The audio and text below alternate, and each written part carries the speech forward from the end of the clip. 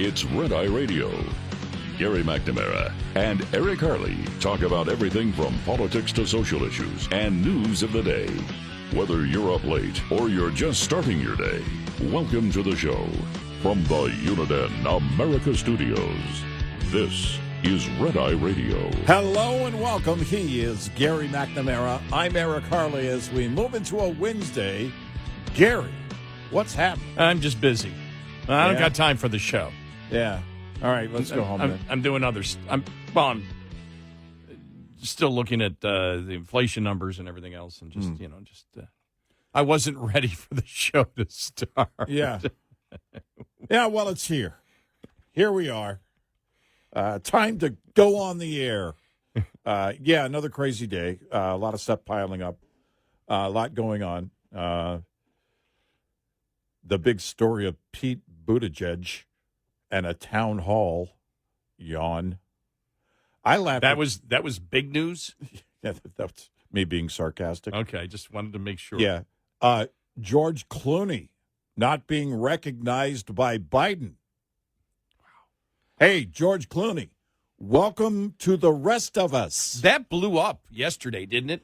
It was that story it blew up and just so you know, it wasn't just being pushed by Republicans. Let me find this here. Here's I've found the audio cut. Brian Stelter, okay? Yeah. Because asking, why are reporters spending all this time? Trump's pushing a radical agenda. Well, why are the Republicans looking back? Well, it's because of the book that was not written by Republicans, right? And this is just great. Ask Jake Tapper. I mean, come on. Right. Here's Stelter on this. Here we go. Tapper and Thompson are also giving an answer to all the liberals, all the Trump opponents who are saying, why are you focusing on Biden? Why are you reporting out what went wrong with Biden? Why are you looking back in time when Trump is doing so much in the present day to remake America? Well, the answer is right here in these first excerpts that are coming out. The authors say that, quote, Democrats deceived the country about Biden's abilities. And in the words of George Clooney, that's how Trump won. Ultimately, all this conversation about Biden and what happened goes to what is happening today with Trump. By the way, nothing fascinating ever follows. In the words of George Clooney, in the words of George Clooney, and tens of millions of other people who also pretty much made the same point. It's funny, you and I both know a guy who also didn't recognize George Clooney back when he was famous. Goes back to a buddy of ours, Tommy, was at the last Super Bowl that the Cowboys were in. And he sat there talking to the guy for like 45 minutes. And the guy said, really? Well, yeah. And the guy said, because there's a VIP section at that Super Bowl that was just, find a seat and you can sit down, right? Mm-hmm. So he just sat down. And he's sitting there talking to him. The guy gets up and says, hey, I'm going to go get a beer. You want one? He goes, nah, no, thanks. And he walks off. And another guy says, you have no idea who you were talking to, do you? He goes, no. He goes, that was George Clooney. He goes, all right. Because Tommy doesn't watch anything if it's not sports related. If George Clooney owned a team or played sports, Tommy would definitely have known. But they ended up getting a picture together. Some guy took a picture of him. He's from Buffalo. Yeah. Right. Last time I saw him, last time I saw him was the first time I met him. Yeah. Because he's been a friend of yours for the longest time. Yeah. And he's been decades. He's been a friend of all my friends from Buffalo. Yeah. He's that's his profession, is sports. Right. Yeah. But he watches nothing else. And it's because he'll occasionally text me, and I'm at this hockey game, I'm doing this. But when I first met him, he's on his laptop, and I think, okay, it's all sports stuff. It was. I think it was it was summertime. It was like August of last year when I met him. Yeah. He's on there and just going, doing all statistics and everything else. Yep. Wow. Yeah. He's a good guy though. Really good guy. Yep. And it's so it made me laugh when the story came out from the book that Clooney wasn't recognized by Biden, basically an aide that was walking Biden around at that fundraiser, George, and then had to tell him, George Clooney. Oh, yeah, hey, George. And it was deeply troubling, of course, and that's something. And, of course, Jake Tapper writes the book now. He was defending Biden back then. But now is the time to write the book, of course. When you're going to make money off of it, you should go for it. Never mind what you said last year. But I remember that fundraiser, all the pictures that came out of it. Like, oh, look, Hollywood is supporting the Democratic nominee again. Turns out he wasn't the nominee at the end. Well, you see, Brian Stelter talking and justifying, well, this is why it's so important. This is why it's so important because, we were deceived. Jake Tapper said we were lied to. Let's go back to Stelter back last year. You ready? Yeah. Here we go. All right. Just because you just heard what he had to say. Mm-hmm. Well, this is so important because Trump's in office today. And but the whole point is it's not Republicans pushing it. It's Tapper's book. Yeah. But this is Stelter from last year. Okay, here we go. The White House press secretary used the phrase cheap fakes, the idea of cheap fakes. Let me explain what that is to people. We've been worried for years about AI deep fakes, that computer-generated images are going to trick people into believing something that's totally false. Cheap fakes are a little bit simpler. They're cheap. They're just distorted, out-of-context videos, chopped up in certain ways, constructed in certain ways. That's what we're seeing. That's what the Biden administration, the Biden campaign is so worried about right now.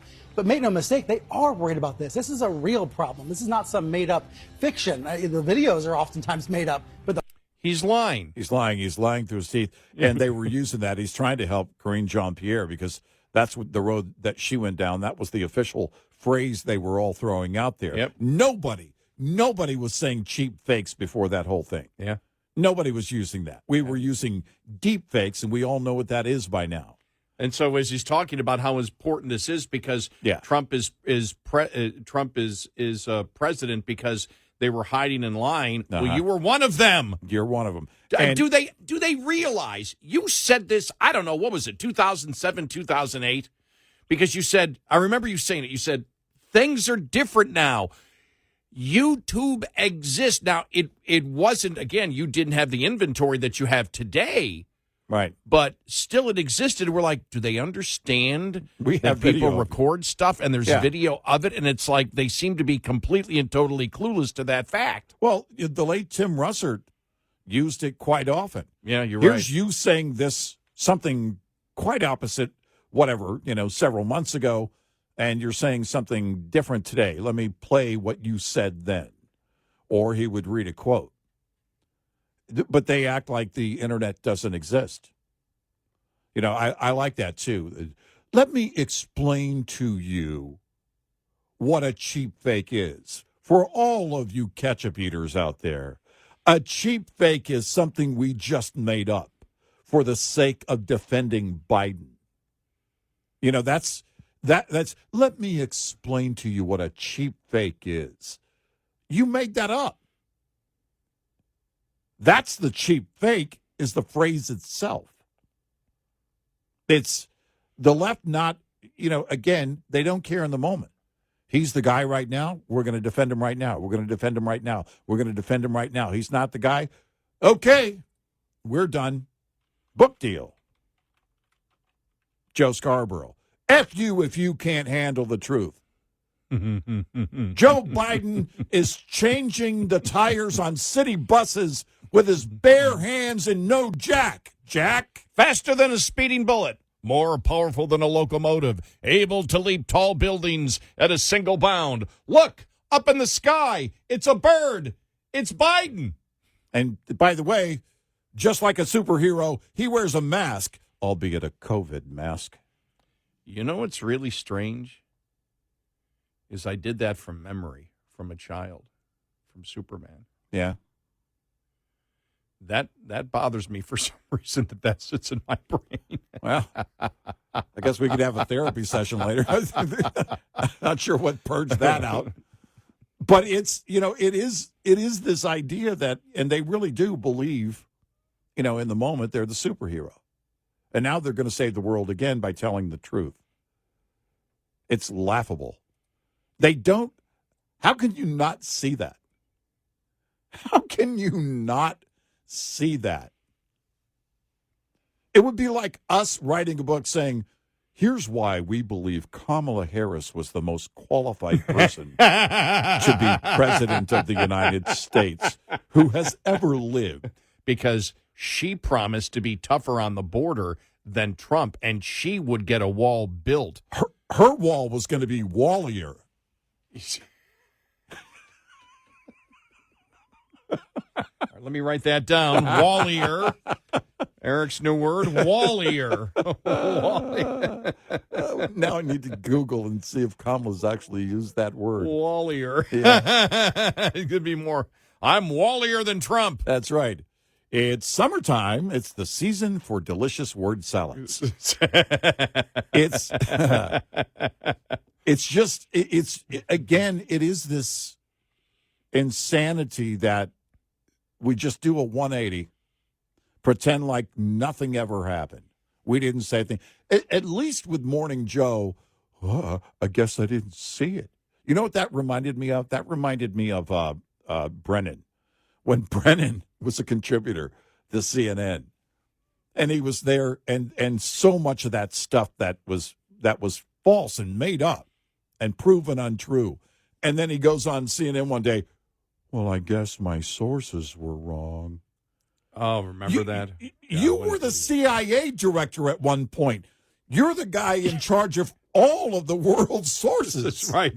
You are the source. Of anyone who should have these sources, it's you or people that have served in that position. I guess my sources were wrong.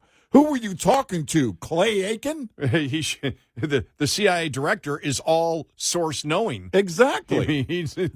That's where sources come from. Right. Oh, my God. Problem is his source ultimately was Iggy Danchenko. And he was drunk. And a Russian national. Working for the Democrats and Hillary Clinton. Right. My gosh, that whole thing. Seriously, how was it not a series, a long-running series already? The whole Russian hoax thing. Think about the time when Mueller, thought he was going to be all courageous, and he indicted those Russians connected to the Kremlin. And then they lawyer up with American lawyers and come back to the state. They don't come back to the States. The lawyers in the States come back to Mueller and say, we want discovery. Yeah, remember that? That was great. And then Mueller had to say, well, Your Honor, we can't do discovery because of all you charge the guys. Yeah, if you charge him, you got to do discovery. Hero. Your cape's not flying, is it? Wow. Since you talked about series, I don't have Paramount. Yeah. I need to get it to watch Landman. Yeah. Yeah. I saw the cut. Yeah, I don't even know who the guy is. Mm. My friends, I sent it to my friends. I go, you know this show? And it's the one where they're all talking about, because they're all oil people. Yeah. Well, we need to be sensitive to climate change. And then the one guy gets up there and just says, you blankety, blanks.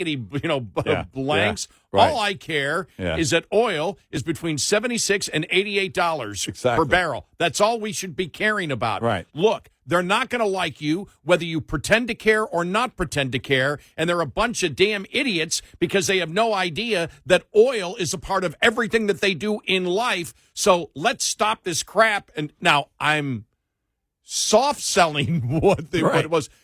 And I'm thinking to myself, Paramount put this on, and it's a couple of years old, I think. Yeah, Taylor Sheridan.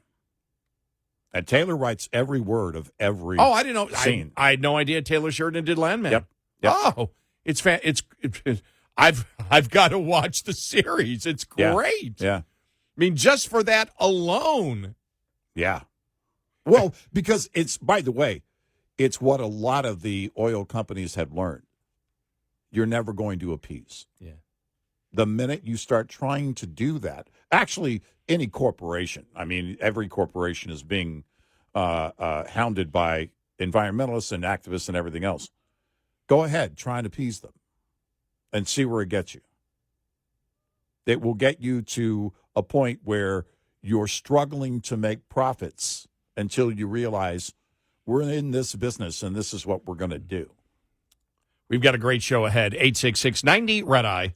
This report is brought to you by Shell Rotella. With advanced synthetic technology, is designed to help keep your rig running with more mileage and less maintenance. When it comes to truck maintenance, sometimes it's the little things that can cause the most trouble, like cabin air filters. When properly serviced, cabin air filters provide a barrier between pollutants and harmful particles outside and your HVAC system.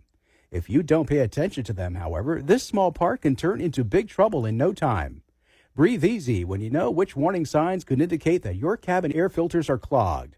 A dirty, musty smell throughout the entire cab may indicate your cabin air filters are oversaturated and need to be replaced. We'll be right back with more Red Eye Radio with Eric Harley and Gary McNamara.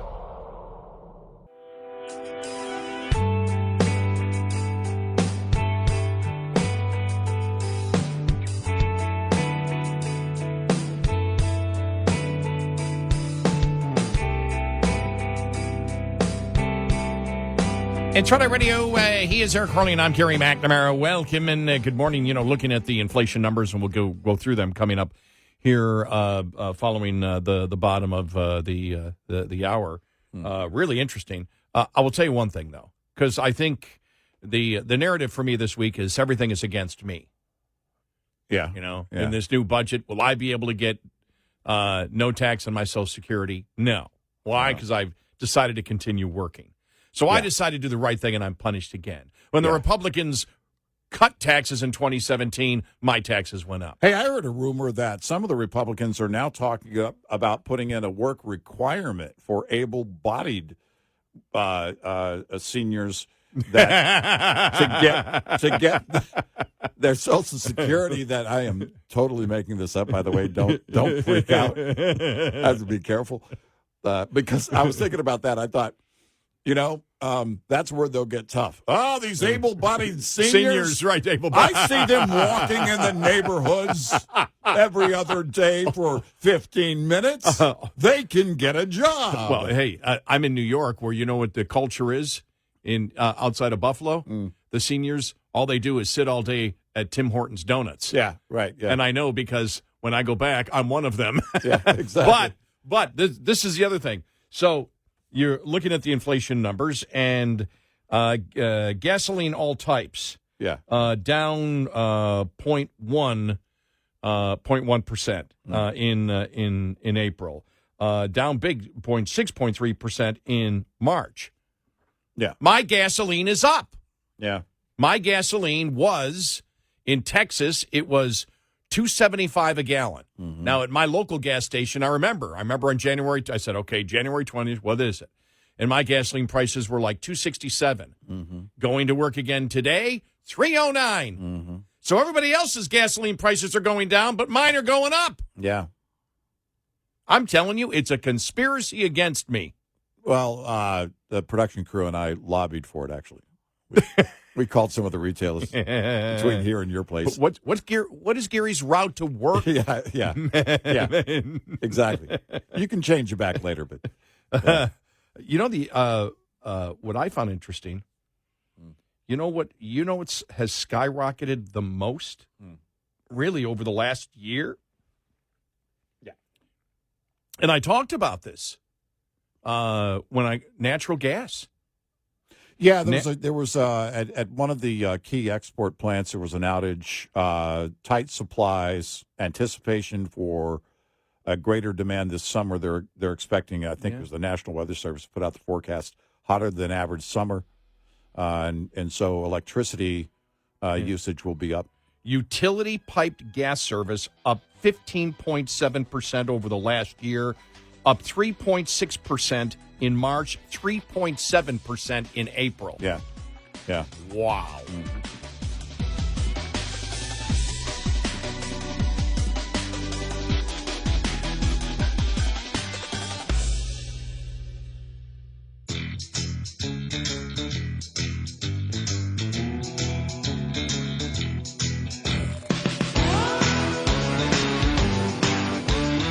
You're listening to Red Eye Radio from the Uniden America Studios.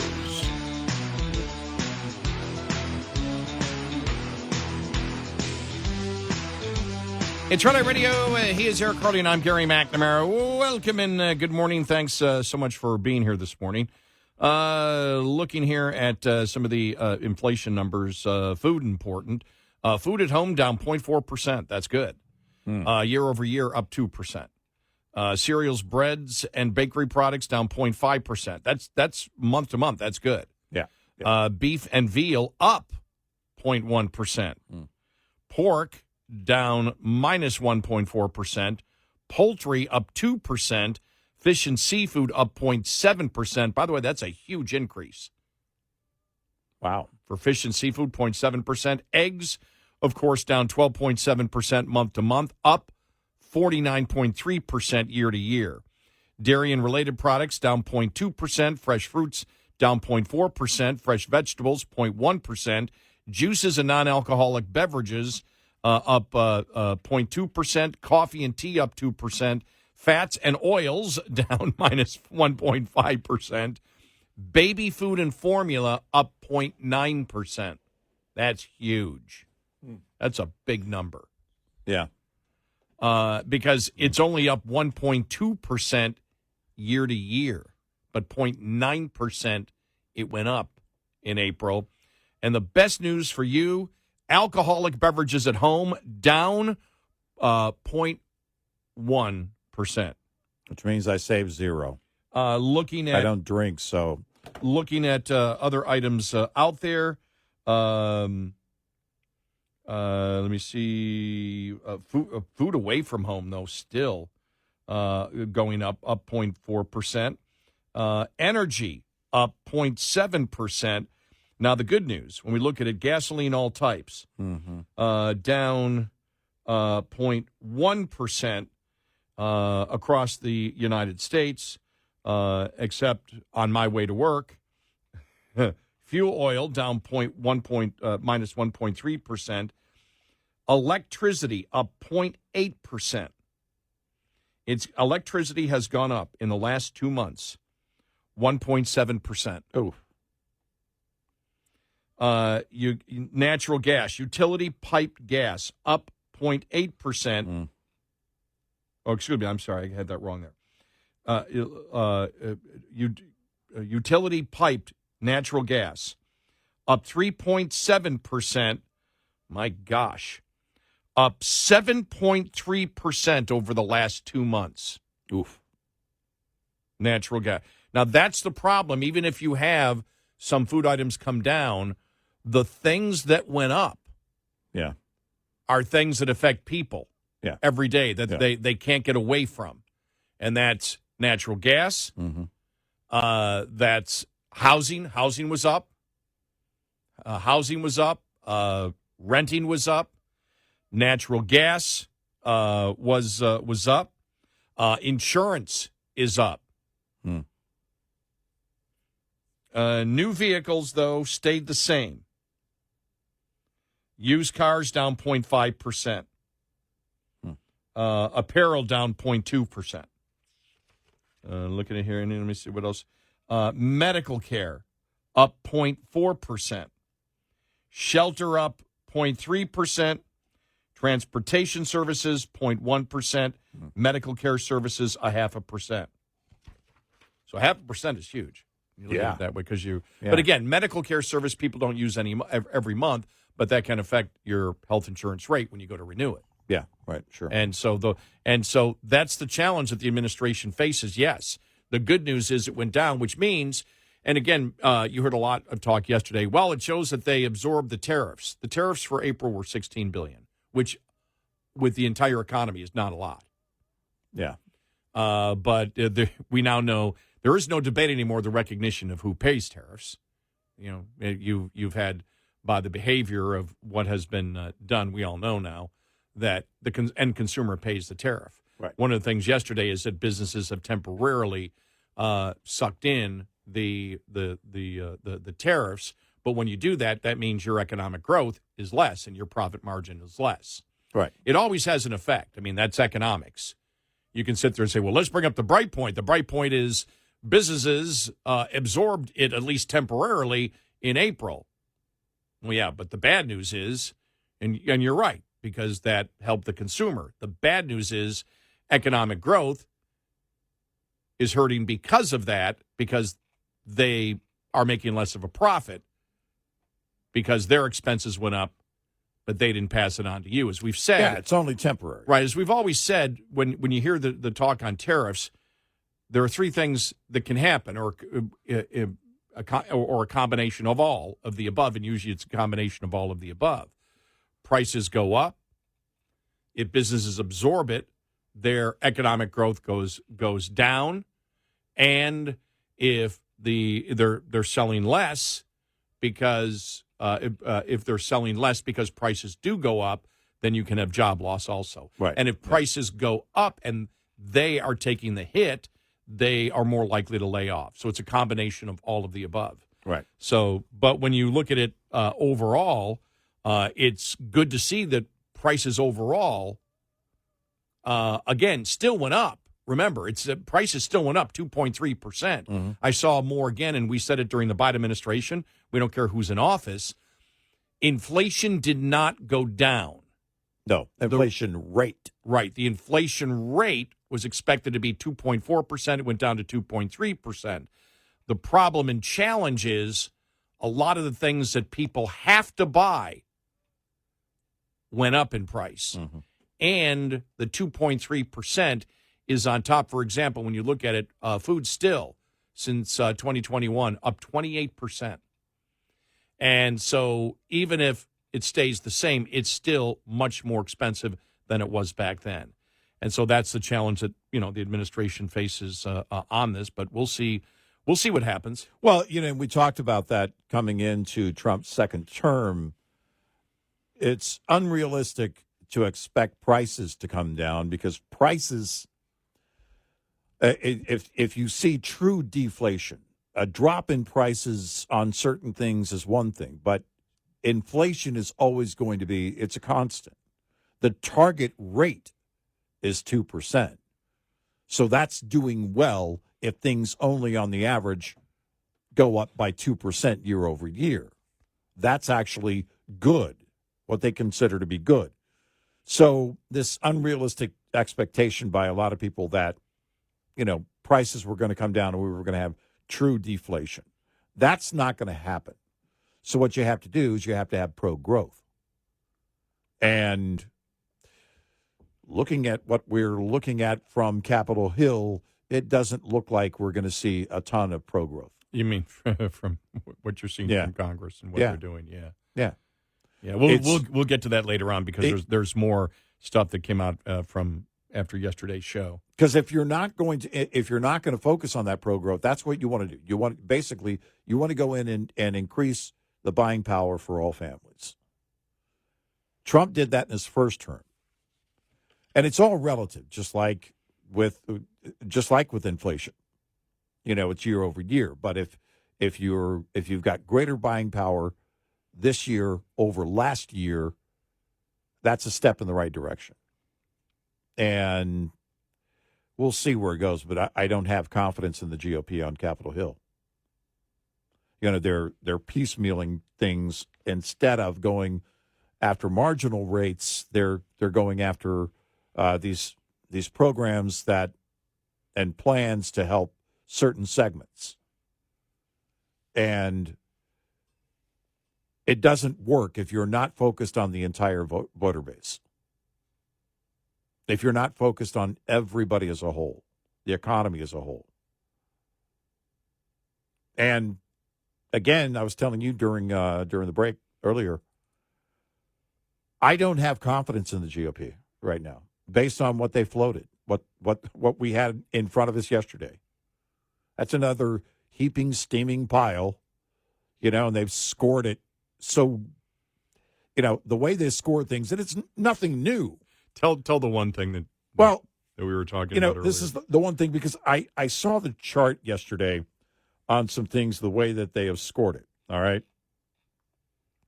And it's scored by the CBO, but it's also scored by House committees and congressional, the Joint Committee on Taxation. So there are a number of sources that are scoring things, but in Congress, they scored the raise in the SALT cap to 30,000 as a budget savings of $915 billion. Here's why. Because raising it from where it is now to $30,000, it's at $10,000 now, to $30,000 would generate savings, they say, by limiting the amount of deductions, because if it expires, it will be unlimited deductions. So the 30,000 is a savings. They're heroes. It brings tears to my eyes. I can barely speak. Yeah, the only thing that matters is at the end of the year, how much have they spent? Right. All these budgets and everything else, the way that they attempt to score them. And you think about it, the way they attempt to score them, we give everything away now. All the cuts come later on. Right. 5 years from now, we'll pay which will never happen. We'll pay for it when we're right. no longer in office, or later when right. we're hoping people will forget. Right. All the cuts and everything else come down later on, and then we take away all the benefits after 3 years. Right. And then the cuts will come, but the cuts may never come. And 5 years from now, when the cuts are due to come, they'll go, well, who wrote this? we can't let these cuts happen. People will have too much pain. There's no, we can't let this happen. You guys actually wrote it that way. It's just so stupid. I know. Oh, my gosh. And we've seen it before. You and I have been doing this for years. And we've seen it before. I've seen the charts before. But every time, I think it's a good thing for the few of us who are left, fiscal conservatives, to be outraged by these stupid scoring charts. But the Republican rank and file are not. No, they're not. They're not. The conservatives are. Yeah, it's what we were saying yesterday. But we've done this long enough now. I've been a talk show host since 89. 89, 90 was the last time that the Republicans were absolutely passionate about deficit and debt reduction. As a collective, where it was loud. As a collective, yes. Yep. And I just don't think the Congress is doing it because they know that they're doing what the constituents want. And we've said this for the longest time. There's no other topic we've covered more probably than the economics of debt. And the American people have felt the consequences of it. Yeah. They have felt it through inflation, and still it isn't enough to convince the American public and a significant portion of rank and file and members of Congress that they need to take it seriously. Right. And we have felt it through the inflation that was one of the things that changed the election last year. Right. And so that's just the reality of it. The Republican Party is no longer the party of fiscal responsibility. Yeah. Or even attempting to be or even promoting that they're the party of fiscal responsibility. By the way, also in the bill, raising the child tax credit. Yeah. $2,500 from $2,000. Yep. We screamed when Marco Rubio and Mike Lee pushed for that to go to a fully refundable $2,000 several years ago. We were like, how in the world? This is but this is welfare. Do a welfare bill but it's limited to citizens only. So a non-citizen parent can't claim it for a child who was born here. 866-90-RED-EYE. Lines open for your calls. 866-90-RED-EYE on Red Eye Radio.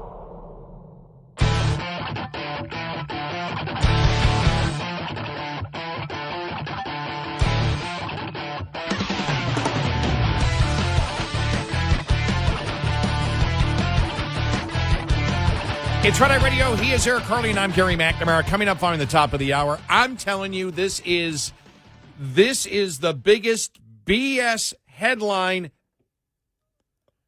almost ever. Told you to quit going to CNN.com.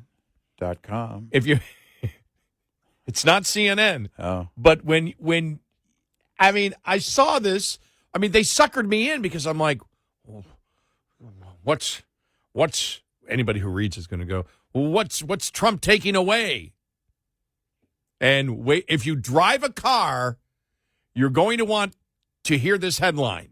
Okay. So if you drive anything, Right. if you drive anything, you're going to want to hear this headline. If you know anybody who drives anything. If you know anybody, even if you're in the passenger seat, you've heard the driver complain about this. Well, that's a big tease, isn't it? Yeah. Coming up next.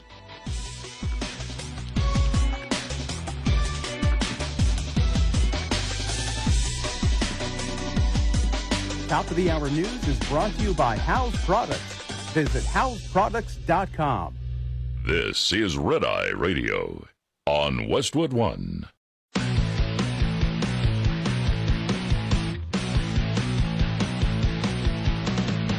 Now, it's Red Eye Radio. Gary McNamara and Eric Harley talk about everything from politics to social issues and news of the day. Whether you're up late or you're just starting your day, welcome to the show. From the Uniden America Studios, this is Red Eye Radio. All across America. He is Eric Harley, and I'm Gary McNamara. We are Red Eye Radio. Good morning. All right, you ready? Here we go. All right, what do you got? The most BS headline of the day. All right. All right, are you ready for this? All right, what is it? Don't answer the question because I'm going to ask a question first, just to give people 1 or 2 seconds. Okay. And then here's the headline from Grabian News, gbnews.com, written by Felix Reeves, reprinted on msn.com. Drivers could see popular car feature go extinct as Donald Trump takes aim at net zero measures. Popular, huh?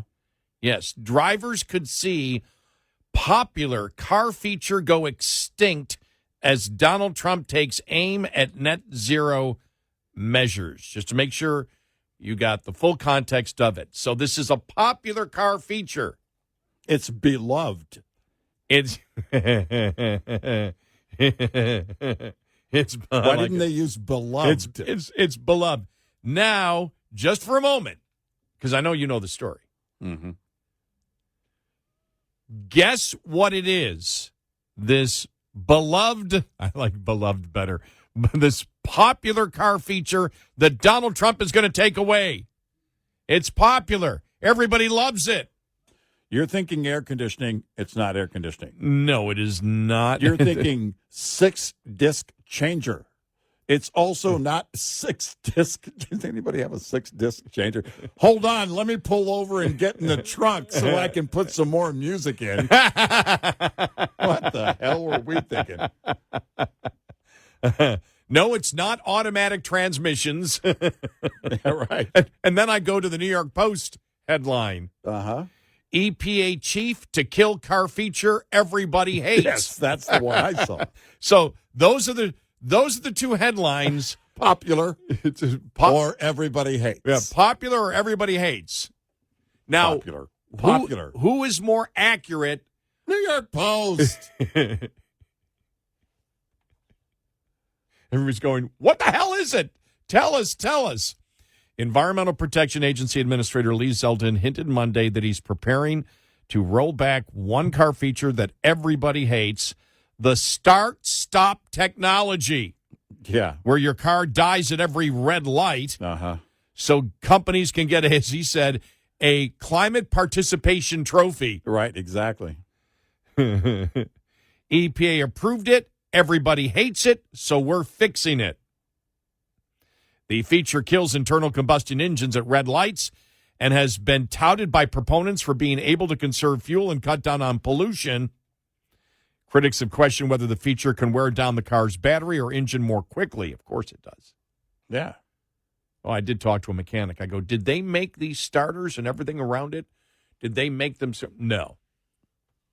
That's what I got from a mechanic. Yeah, no. It's going to cycle through that many more times every time you. I turn mine off. Now it's a habit.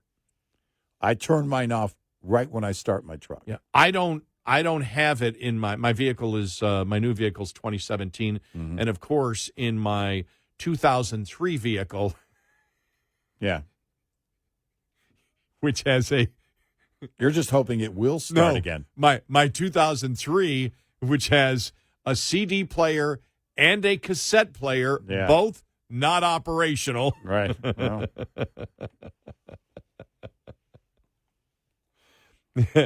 I told the story yesterday of helping the couple get to their hotel. They were heading to Cabo. right. Great couple, Mike and Louise. And I told him, I said, yeah, my other car. He says, you've got two cars? And I said, well, it's a 2003 with 252,000 miles on it. Yeah. It's technically a car. Yeah. You ever watch Married with Children and Al Bundy's car? No, it's actually in great shape. But yeah, I mean, this is, remember, after the White House Correspondents Association dinner, the media is now going to tell you the truth. That's right. Drivers could see popular car feature go extinct. Oh, no, said 0 people. I wonder if anybody commented. Did they have a comment section here? No, there's no comment section. I just love the false feeling of being stalled at every red light.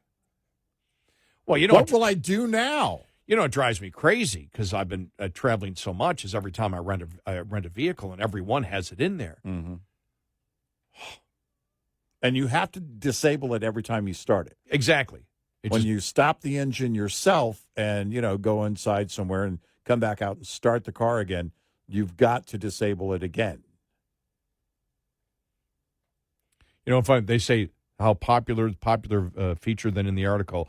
However, it divides opinion among drivers. Divides opinion? There's no two sides to it. With many finding the system frustrating despite its environmental benefits. Yeah, and what's the other side?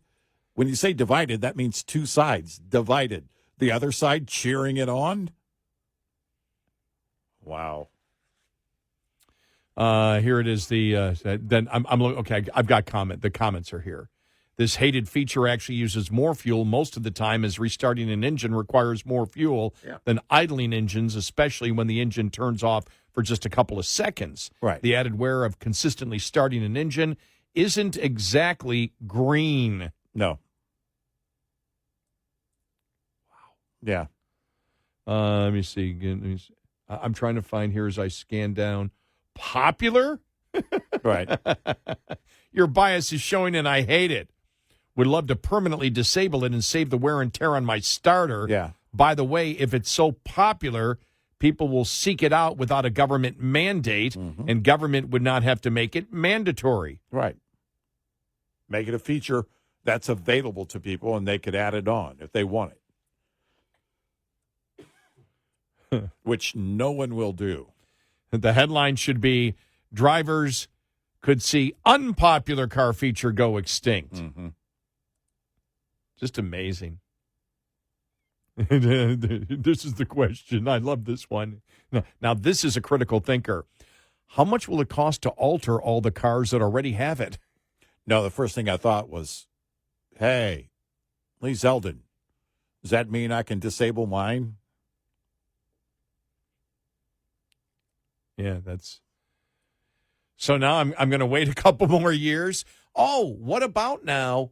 What about the entire thing with, isn't it supposed to be Breathalyzer thing? That the whole monitoring your eyes and everything else, the cameras that were scheduled to go in 2026? Congress has not yet voted.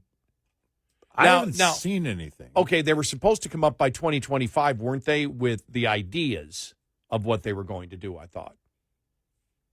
Yeah, I don't remember the details, honestly, but that's actually what I thought Lee Zeldin, when I saw the headline. That's what I thought they were going to do. That's what I thought they were going after.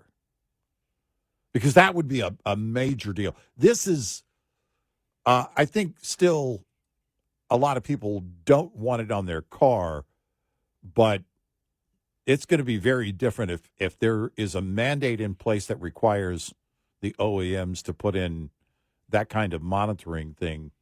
People aren't going to like that at all. Yeah, we talked about this a couple of years ago, and we've never seen it rescinded by Congress. No, I haven't. But by 2026, they want a system that monitors your eyes, Mm-hmm. that monitors your face. Mm-hmm. There'd be cameras and whatever they would have, not just to see if you're drunk, but to see if you're tired. Yeah. That would shut off the car automatically. Mm-hmm. Or Yeah. give a warning because Right. if you're in the middle of a highway, Right. whatever. So it would monitor whether you're tired, whether your eyes are moving, and if the technology was not satisfied, then your car would shut off. Mm-hmm. And never seen the fact that they rescinded that in Congress. No, I haven't seen that. Now that's an automatic shut off. Yeah. If, you know, And I just wonder what it would do, because when I get out of here, I'm awake when I start driving. By the time I get to 1 or 2 miles before I get home, mm-hmm. I'm tired. I'm ready to go to sleep. Mm-hmm. With my car shut down. Now I'm fine to drive, but I feel okay. I'm tired, and I did one time when I was young in college. I fell asleep. On the road and went off. I was, that's when I was working 20 hours a day and 2 jobs and going to college. And it was after doing the club DJ thing at 5 a.m. Mm-hmm. You want to see an angry father when I called him to pick me up. And, first saying, "Are you drunk?" Mm. He was furious at me. Mm-hmm. I said, "Not at all. I didn't have anything to drink." And he was more furious when he found out that I wasn't drunk, that I just fell asleep. Yeah. I went right off the road and went off the road, went through the fields, came back out onto the road, went, whew, oh, good. I made it. It woke me up. And then the oil light went on. Oh, he hit the oil pan? Yeah. No. Yeah. So, yeah. Oh, he was so, I think that might have been one of the most angry that my father's ever been at me. Yeah. And by the way, justifiably so. Yeah. Right. But.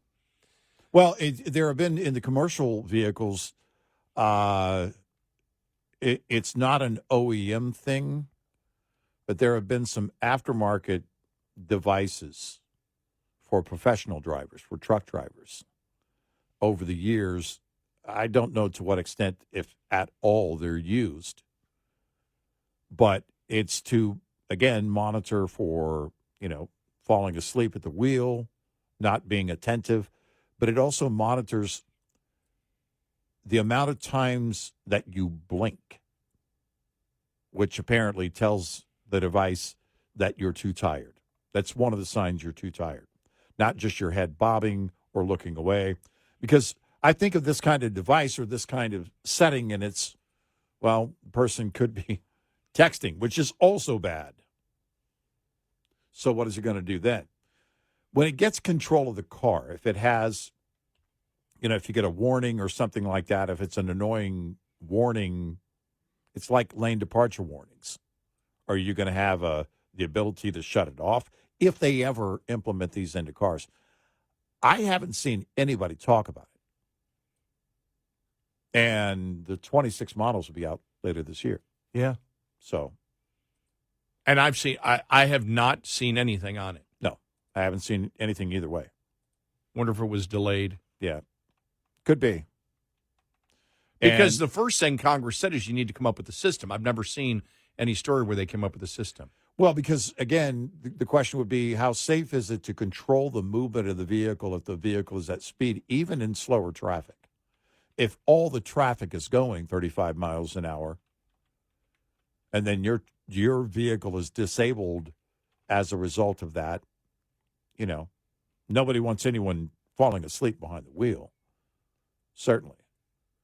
But what do you do about it? How much control do you give the device? What do you want it to do? If it's just a warning, well, then the question becomes, can they disable the warning? Because then you've got, beeps and whistles and sounders going off, for people that are maybe just, just waking up and aren't quite awake, but they're awake enough to drive.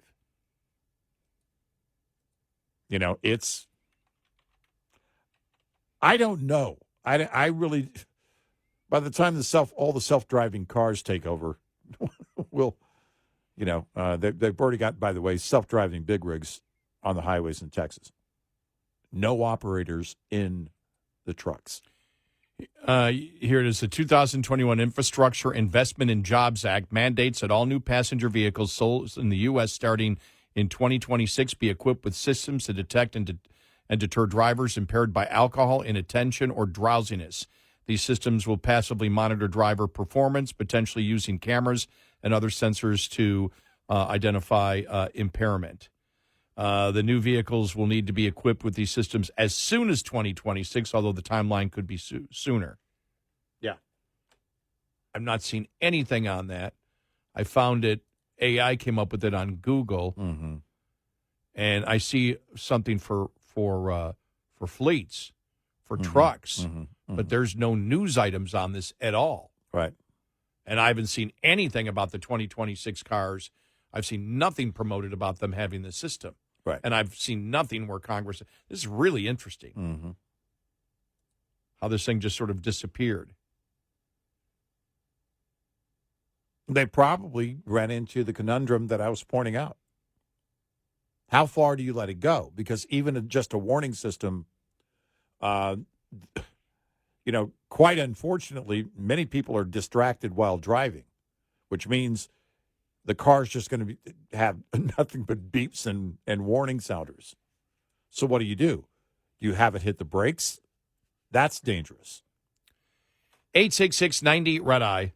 Brought to you by FPPF, Fuel Power Max. Owner-operators can save a hefty amount of money by participating in discount fuel networks. If you're leased and your fleet has a fuel optimizer program, use it. Such a program helps plan a trip based on fuel prices and locations in the carrier's fuel network. The larger the carrier, typically the larger the discounts that are possible. Fees for using such networks have become rare thanks to competition for drivers. Owner-operators are well advised, however, to pass up network fuel stops that are too costly, are too far off route, sell inferior fuel, or are dangerously or poorly maintained. For independent owner-operators, a bevy of fuel discount networks exists, from a variety of traditional fuel cards to the National Association of Small Trucking Companies network and the younger mudflap applications discounts at independent truck stops around the nation. Research the options and discounts available to find the right one for you. Owner-Operator Business 101 is provided by Overdrive's Partners in Business program. Go to overdriveonline.com to the Partners in Business section of the website for more details on this and many other topics. Brought to you by Shell Rotella, with advanced synthetic technology is designed to help keep your rig running with more mileage and less maintenance. We'll be right back with more Red Eye Radio with Eric Harley and Gary McNamara.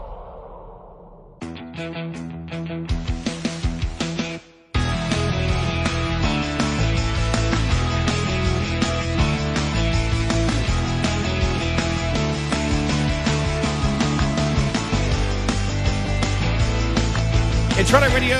He's Eric Harley, and I'm Gary McNamara. By the way, we do know that some cars have them in, have a system in there. That's not the point. Whether car manufacturers have put them in. This is the requirement. Yeah, the mandate. Right, the mandate. Right. But the last article I've seen on it was from Michigan Engineering, University of Michigan, where they say the auto industry deadlines loom for impaired driver detection tech.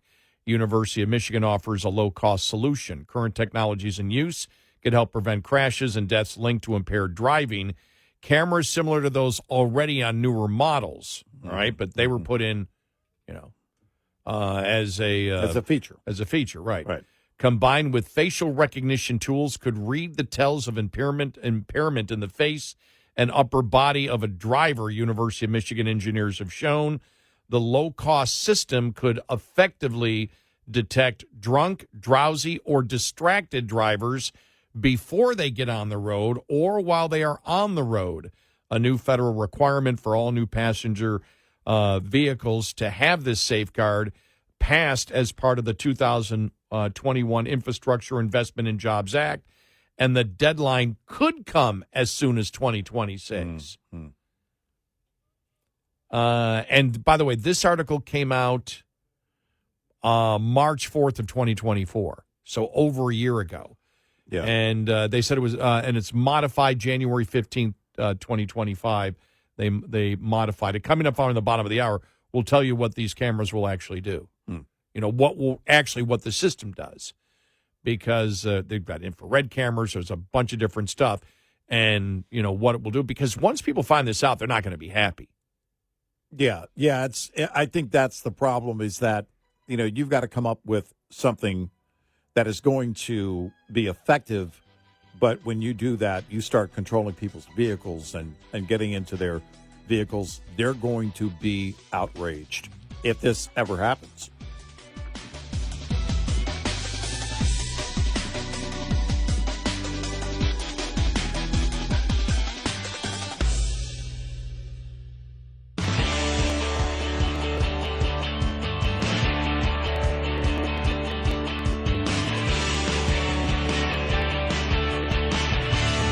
Catch all 5 hours of the show live every night on the Red Eye Radio app. Available in the App Store.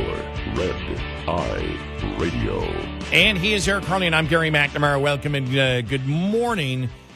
So we were talking about the automatic start-stop feature of vehicles, and the biggest BS headline of the day, that Trump wants to take away one of a popular feature in cars. Feature. No, it's the New York Post, where they said everyone hates it.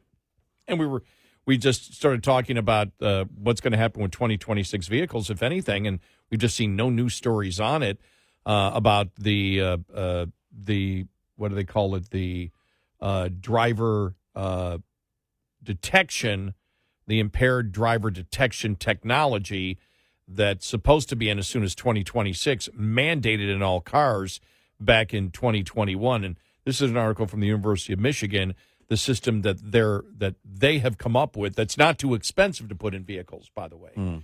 And the engineering department proposed, this is last year, augmenting existing cameras with infrared light detection and ranging or structured light 3D cameras costing roughly $5 to $10.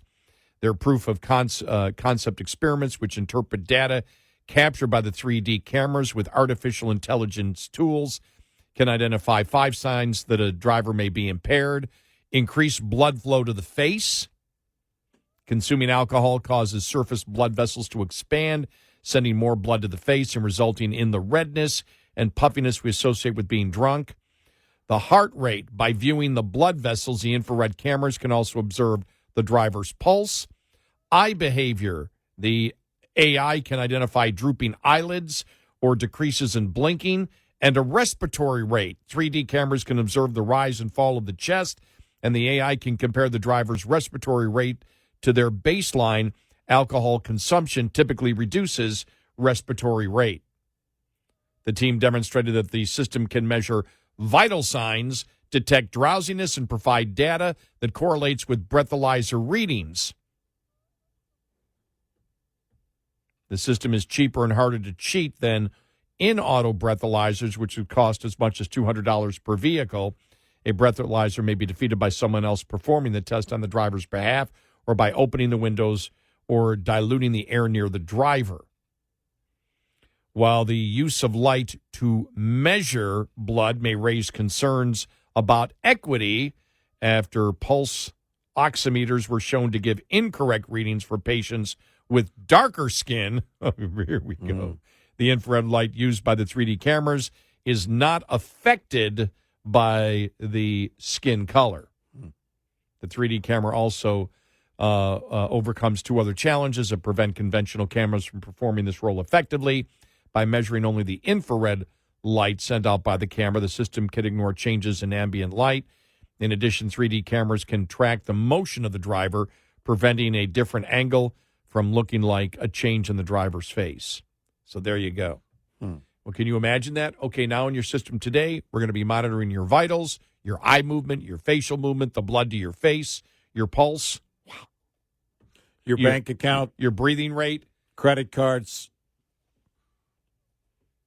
Your streaming habits. I mean, I don't see this happening. And one of the reasons is because there's probably going to be a lot of counter to the technology. A red face. You mean like you get when you've been outside all day? You mean like when your blood pressure goes up, when you're, driving? Yeah. You build in these this technical criteria based on a number of things, and at the end of it, again, you're not going to be able to perfect the technology. And then the OEMs, there's the thing. The OEMs got to be compliant and also sell cars. Well, right now they're trying to tackle the whole EV thing. And that's slowly going away. But again, it's, the start and stop feature. That wasn't on demand. No. It was never popular. It wasn't like the integration of streaming and apps in your car, right? I mean, I can download apps to my truck's screen from Google Play right there. I have Wi-Fi in my truck. Well, that's demand. There's nobody demanding this. And when it's done in the name of safety, it's one thing for like a lane departure warning, better seatbelts, brake assist, those kind of things. Radar cruise control. Those items you could look at and say, okay, those are reasonable. They may take it may require a retraining if you're going from an older vehicle to a newer vehicle and you've never used that technology. I'll never forget where I was when the start and stop technology. I first experienced that in a rental vehicle years ago. It was a Jeep in Lake Tahoe. And it was like, this car just died? Same with me. What just happened? And then I let off the brake, and it's like, oh, here we go. Yeah. So, those are things that's more of an annoyance. Now, long term, I do believe it does damage. It's not doing it any good. There is no measurable. One of the stories that I saw said, there's no way to measure it when it comes to saving the planet, when it comes to the environment. They'll work the numbers much like the CBO in terms of the fuel mileage savings, right? So you're at a stop sign or a stoplight for an average of this, and it can save you this much in fuel. Well, people can decide if they want that fuel savings or not, and if they want that feature or not. It's not a safety feature. It came about as an EPA thing. And there's no measurable decrease as a result of that feature being on cars. It's made up, and just because we say it makes sense, then it's a fact. And it just becomes annoying. Again, if people want to have that on their cars, great. Heck, you could have a Fred Flintstone car. Just, by the way, I heard a stand-up comedian the other day make the comment, Fred Flintstone could have walked to work. It's not, again, this isn't difficult. Well, here's the other one, the cylinder deactivation systems. Mm-hmm. Oh, my gosh. Just reading here from cylinder deactivation systems, while designed to improve fuel efficiency, can sometimes cause problems like lifter failures, excessive oil consumption, and engine misfires. Right. These issues can be attributed to the unique demands placed on the lifters by the system, the potential for inadequate lubrication, and the system's own internal components failing.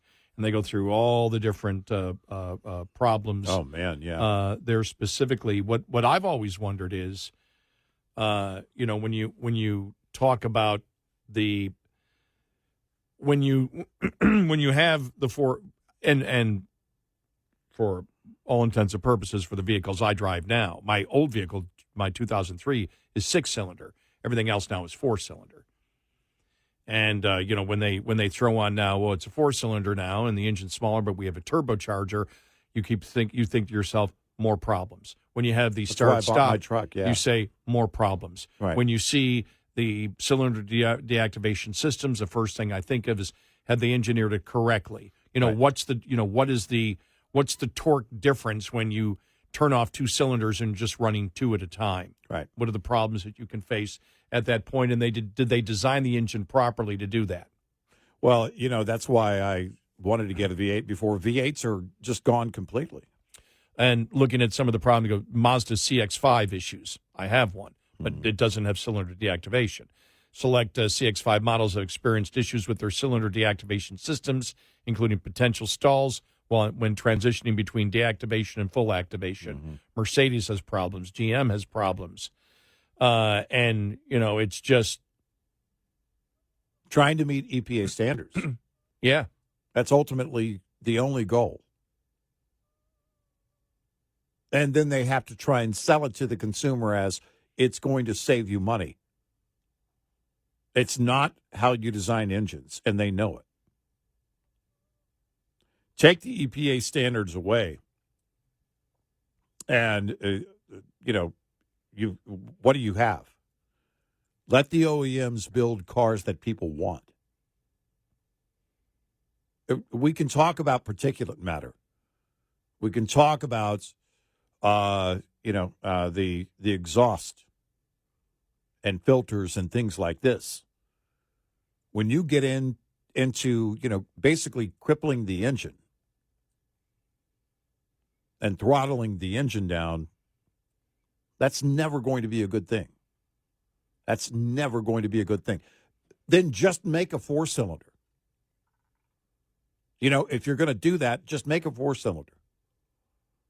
And, it's just madness. But they're all trying to meet, EPA mandates and have been for decades. It's not new. It's been going on for far too long.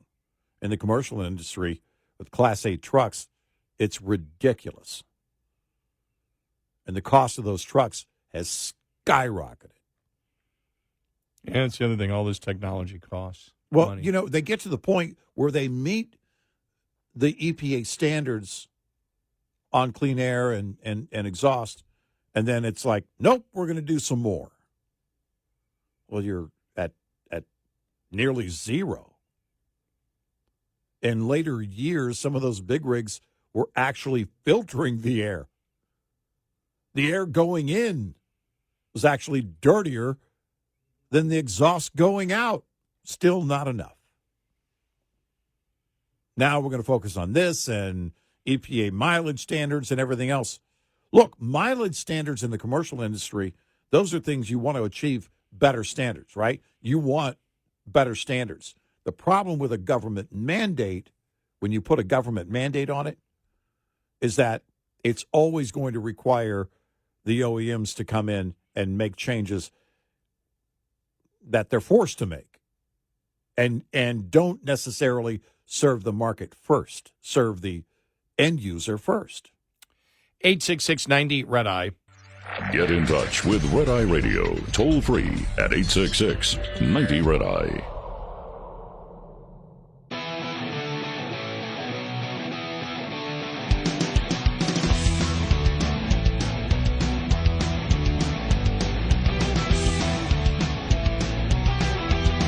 It's Red Eye Radio. He's Eric Harley, and I'm Gary McNamara. Coming up following the top of the hour, the whole Biden thing blew up yesterday because excerpts of Jake Tapper's book coming out. And it's funny because Jake Tapper actually said yesterday, they lied to you. So did you. You were part of it. I know. It's just amazing. It's like Bill Maher on the whole Trump is Hitler thing.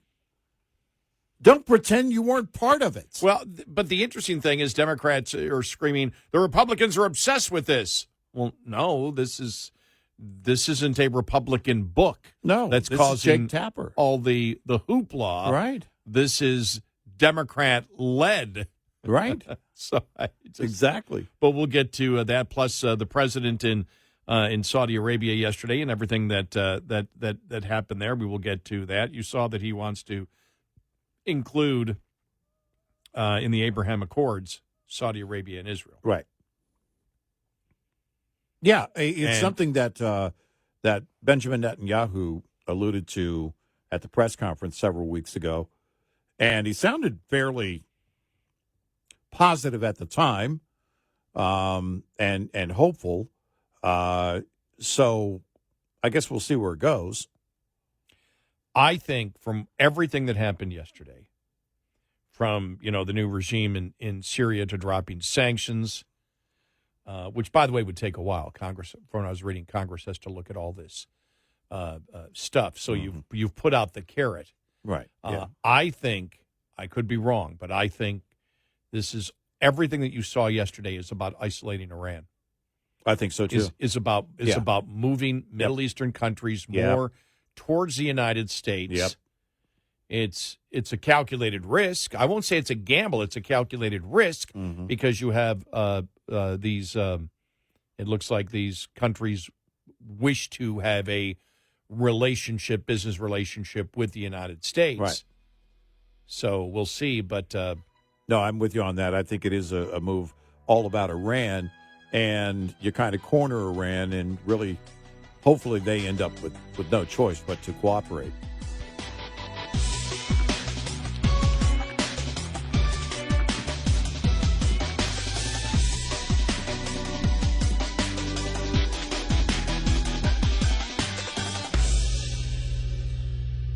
This is Red Eye Radio on Westwood One.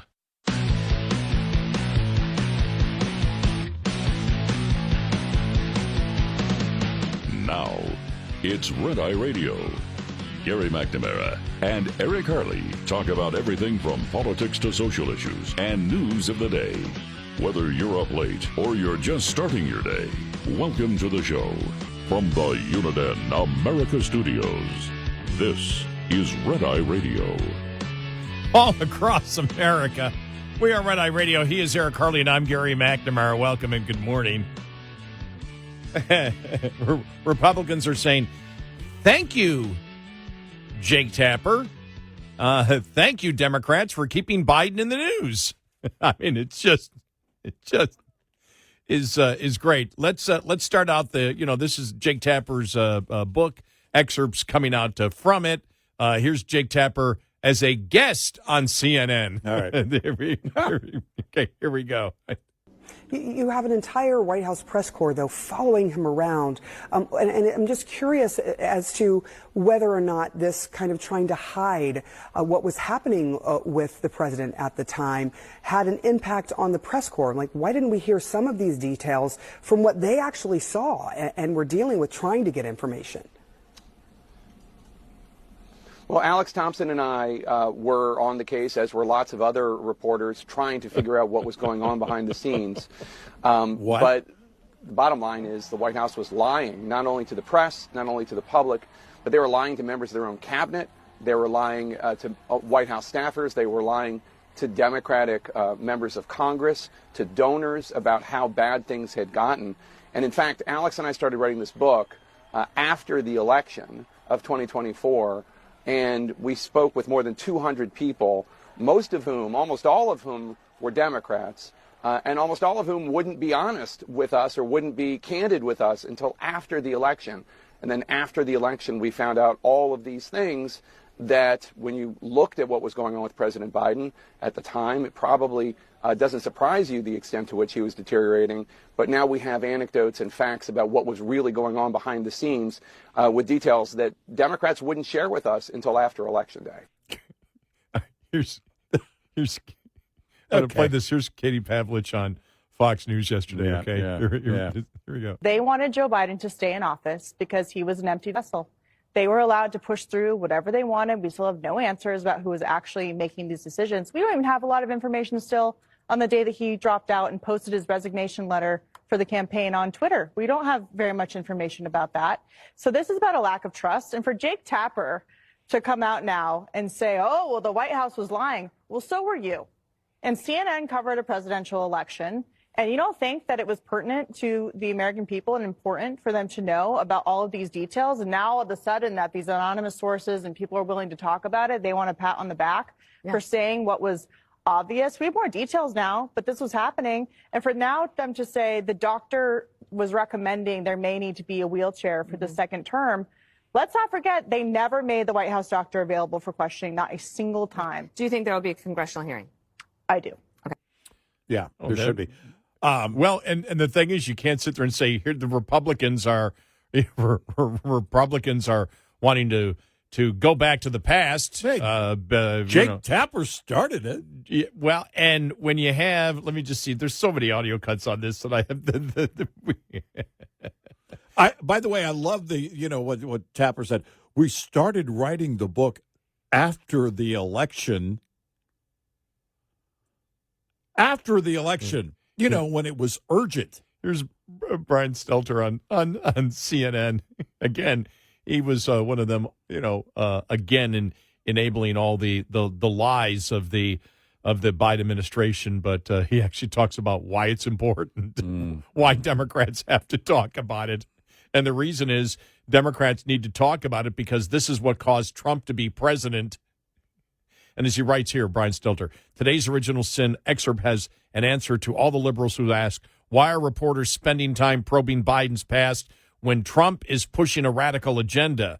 Well, because Democrats deceived the country about Biden's abilities, and Clooney said that's how Trump won. Here it is. Tapper and Thompson are also giving an answer to all the liberals, all the Trump opponents who are saying, why are you focusing on Biden? Why are you reporting out what went wrong with Biden? Why are you looking back in time when Trump is doing so much in the present day to remake America? Well, the answer is right here in these first excerpts that are coming out. The authors say that, quote, Democrats deceived the country about Biden's abilities. And in the words of George Clooney, that's how Trump won. Ultimately, all this conversation about Biden and what happened goes to what is happening today with Trump. Now the interesting thing is, will Democrats attempt to destroy the credibility of Jake Tapper now, or will they just let it go? That's one thing I wonder. And I bring this up because Republicans are posting, for example, like crazy, the hypocrisy of Jake Tapper on a number of things. And one of them was Russia collusion, the whole Russia collusion. And this was making the rounds on social media yesterday, the J.D. Vance back and forth with him when he was interviewing him about Russia collusion. And Jake, no. And then side by side, an audio cut of Jake Tapper talking about Trump and Russia collusion. Yeah. So here we go. Here we go. You guys talked about the Russia hoax nonstop. The FBI was investigating it. The FBI was investigating it, and so we covered them. And so you took the words of unnamed FBI agents and put them on your network as if they were the gospel truth. You did it again and again. A viewer of your network would have believed that Donald Trump and Vladimir Putin conspired in 2016. No. That was totally and preposterously false. No. Well, that's what you just said is why. false. President Trump has gone to... Okay, now here it is. Okay, here we go now to the... I just want to move it back 1 second to make sure. Now, this is going back to what Jake Tapper said in the past. Here we go. Right. Trump has gone to, quote, extraordinary lengths to keep specifics about his meetings with Russian President Vladimir Putin secret, even keeping them from top members of his own administration. Take a listen to how President Trump responded Saturday night when asked directly if he has ever worked for Russia. I think it's the most insulting thing I've ever been asked. I think it's the most insulting article I've ever had written. The president did not directly answer the question. It's a stunning turn of events. Do you think the president of the United States ever worked on behalf of the Russians against American interests? There you go. And as we all know now, the entire thing that he's talking about was a creation of the Democratic Party and Hillary Clinton. Right. Look, we covered that, and we said from day one, show us the evidence. We don't see the evidence. Right. You're making the allegations. Jake Tapper didn't say that. Right. We were more journalists than Jake Tapper is, who claims to be a journalist. We analyze stuff and give our opinions. We don't create the news. We're not going to report on stories that are false, and we're always going to be the exact same way. Where's the evidence? Where's the evidence? allegations mean nothing. Where is the evidence? Jake Tapper did not do that. No. And so with the Republicans trying to show his hypocrisy, I wonder whether with Republicans attempting to show his hypocrisy, will Democrats attempt to destroy his credibility, or are they just going to leave it alone? And I don't know. I mean, we go here. This is Schumer being asked a question on it. Here we go. Here. Hand was up. You said in June of last year, in my meetings with President Biden, I found him to be in command and impressive and wielding influence to make progress on key priorities. But in that same month, Biden apparently did not even recognize George Clooney at a fundraiser. Were you being straight with the American public? Look, we're just looking forward. Yeah. The question is, where do we go now? Yeah. Because what happens in these books is the excerpts come out and everybody starts talking about it. You know, Clooney, that Clooney was shocked because Biden didn't even recognize him. Mm-hmm. The doctor and the wheelchair. I mean, everything coming up. We all knew it. We could all see it. You know, we've said it with our own family members. We may not be able to give you a specific diagnosis, but we know when, for example, our parents or other older relatives are having cognitive problems. Right. We know it. Yep. And it's obvious. These things are self-evident. The public knew it because it's self-evident. Well, it's something, again, that millions of us have encountered as caretakers. And you see it, and again, nobody was pretending to be a doctor and diagnose anything, but there was clearly a decline in his cognitive abilities.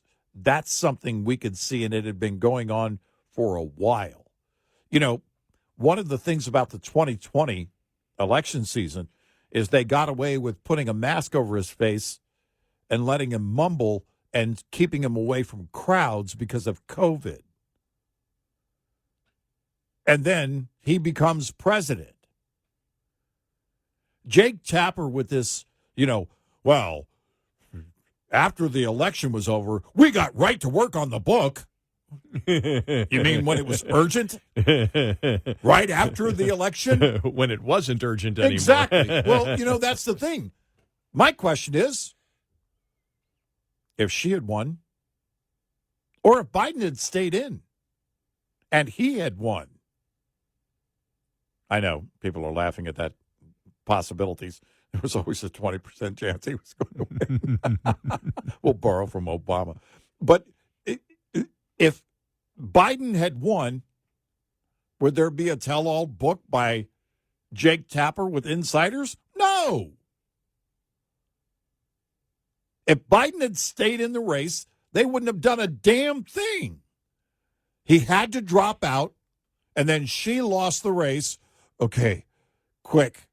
Let's save our own hides by going out and writing a book to make it look like we're heroes. Democrats in the media did not give a damn that the President of the United States did not have the cognitive abilities to perform the duties of President of the United States. And none of them, when he dropped out, none of them were calling for him to resign as president, because if you're not fit to run, you're not fit to be president. Where were they on that? You and I were talking about, I don't know what the incident was, but it was a military action by the Pentagon during the Biden administration. Do you remember when I said that? I went that's when the whole Lloyd Austin thing was going on. Was it Lloyd Austin, or was it something else where there was this was actually in Iraq, right? It was the military action in Iraq, and we were like, who's in charge? Yeah, well, we were asking the question: does the President of the United States did they actually say, here's what's going on? Right. Here's this group over here. Here's this group over here. Here's what's going on.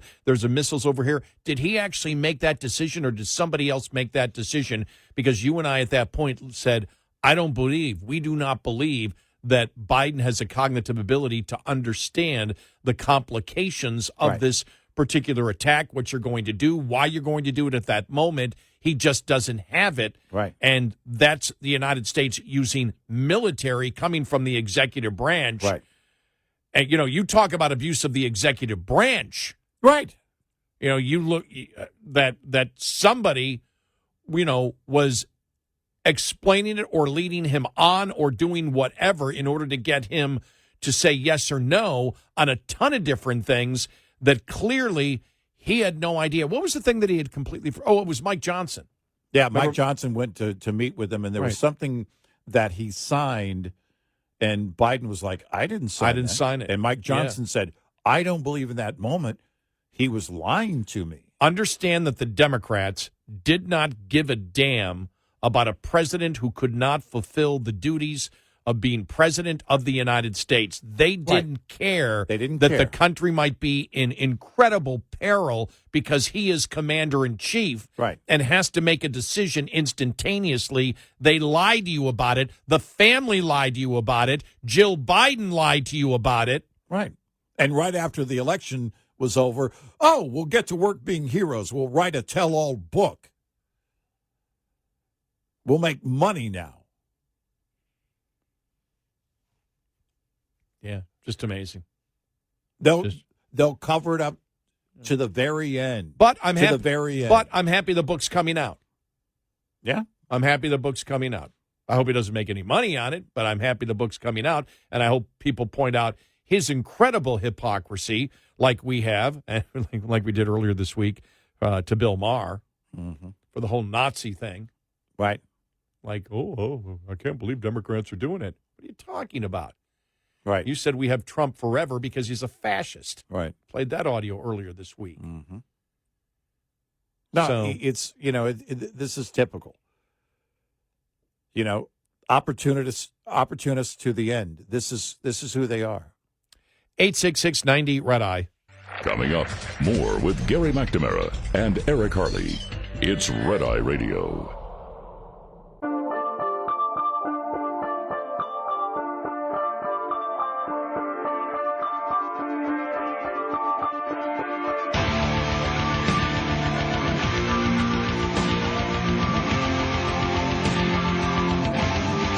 It's Red Eye Radio. He's Eric Harley, and I'm Gary McNamara. And then there's the fun stuff from CNN, talking about the book, talking about the ex-Harris advisor that said Biden's delay totally effed us. And listen to this. This is the group. You can hear Kevin O'Leary and Bakari Sellers saying, basically, there's nothing was bad about Kamala Harris. She was great. He's like, she got slaughtered. She got slaughtered. I mean, Right. This is, every time I play one of these audio cuts, I think of you talking about 1,000 kids in the gymnasium screaming. Yeah. That's what Democrats have become. Yeah. But this is CNN yesterday. I'm playing this for my entertainment purposes only. I heard a stand-up comedian say the other day, we really just get up there. We really don't care anymore. Once you've been doing it for a long time, we don't care if anybody laughs in the audience. If we think it's funny, it's the only thing that matters. And I thought, well, that's kind of like our show. We only play audio for our own entertainment purposes. And we know our listeners do enjoy it. Here we go. This is on CNN. Here we go. Lastly, there's nothing about Kamala Harris that's a loser. Let's just put it like that. Oh, I think there is. She lost big time. You got to. She lost an election. All right. We are not going to. Hold on. I'm not being disrespectful. I'm talking fact. She got slaughtered because they disavowed the process. They anointed her and she got slaughtered. That's what happened. We don't have to debate fact. We do not have to debate fact. Hold on a second. Kevin, just one point of clarification. She was elected in the 2020 election along with Joe Biden. She was elected in 2020 on the same ticket as Joe Biden. So there's that. We got to leave it there for this conversation. But coming up next. We're going to have to move on. They were talking 2024, not 2020. Yeah, right. There's the thing is that that's the problem. And I would have gone back when she brought that up. Well, no, she was. Hold on a second. In December 3rd, 2019, she dropped out. She couldn't make it to 2020 on her own. People voted for Biden. Yeah.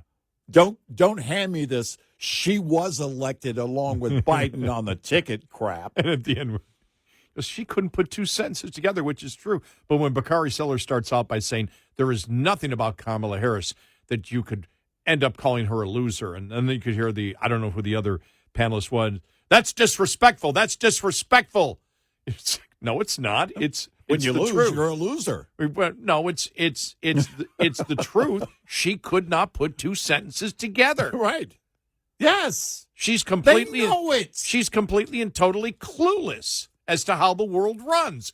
We all know it. By the way, Democrats know it. You know, this is the thing, is that even she recognized it a few times. She would kind of chuckle after a word salad, you know, like, yeah, I did that. She actually did that a couple of times because she realizes she's just talking in circles. And not even circles, because circles is at least a direction. What I love was Brian Stelter saying, you know, the Democrats are saying, well, why do you guys keep talking about this? Well, because it's in the book that Tapper wrote, and he's a Democrat, and so I mean, it's the liberal circular firing squad again, and then someone will shout out, Republicans need to stop talking about Biden. Yeah, well, right. As soon as you guys do, right? That conservative Jake Tapper, how dare you write a book?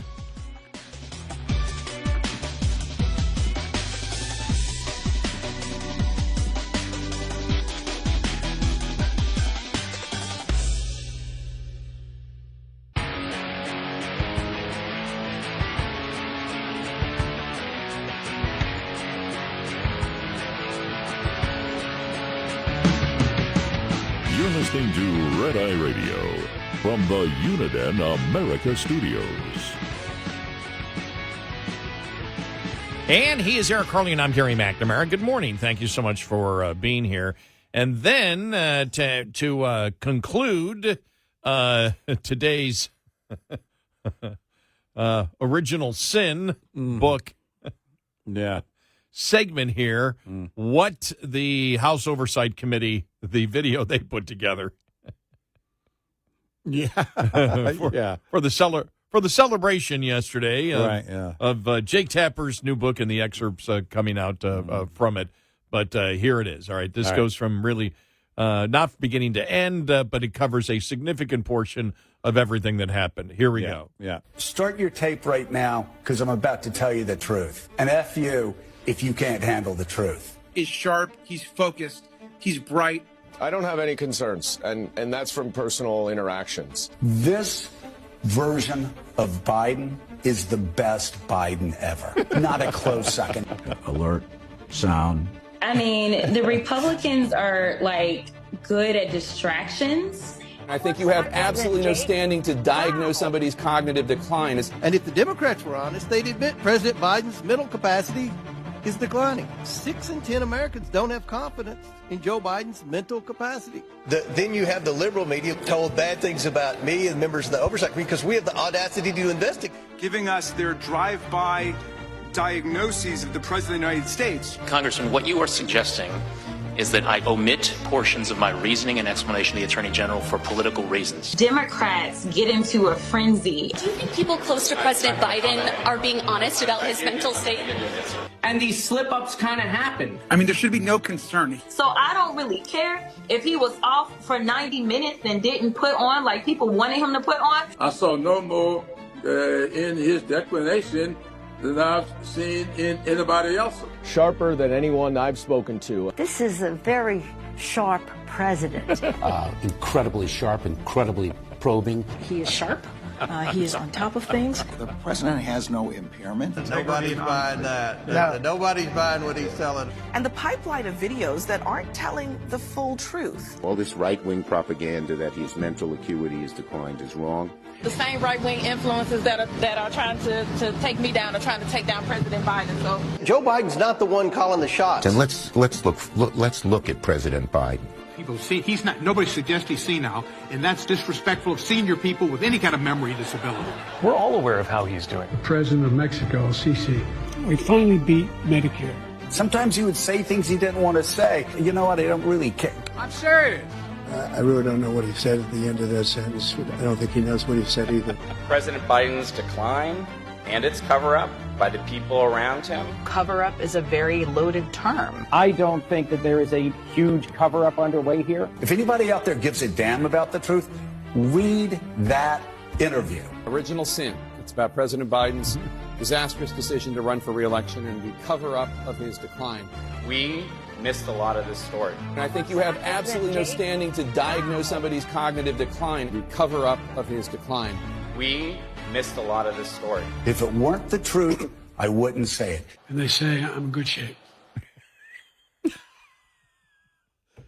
You know, it's, and to be clear, we're laughing at the left media. Yes, not his cognitive decline. In fact, we're dealing with that in our families right now. So. What you hear and part of what you just heard was, it's disrespectful to those who are suffering from cognitive decline.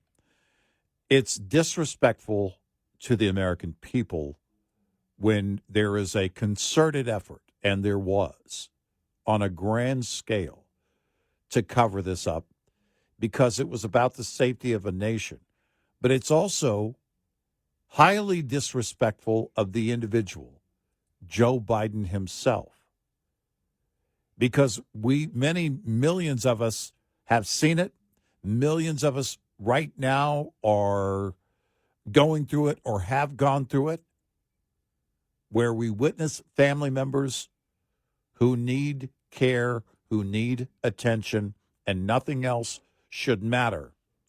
They should be getting that attention and that care, yet they insisted on keeping him in office until they finally, the best they could do was have him stand down and not run again. Which, again, if you do the simple math on that, if he's not capable of running, he's not capable of running the nation. But it is highly disrespectful to the individual himself if he indeed needs care and shouldn't be pushed to the limits. So I don't want to hear this garbage. Of course, we already heard it. But from the left of it's disrespectful. Are you kidding me? Yeah, I heard that one thrown in there. Just unbelievable. Not really.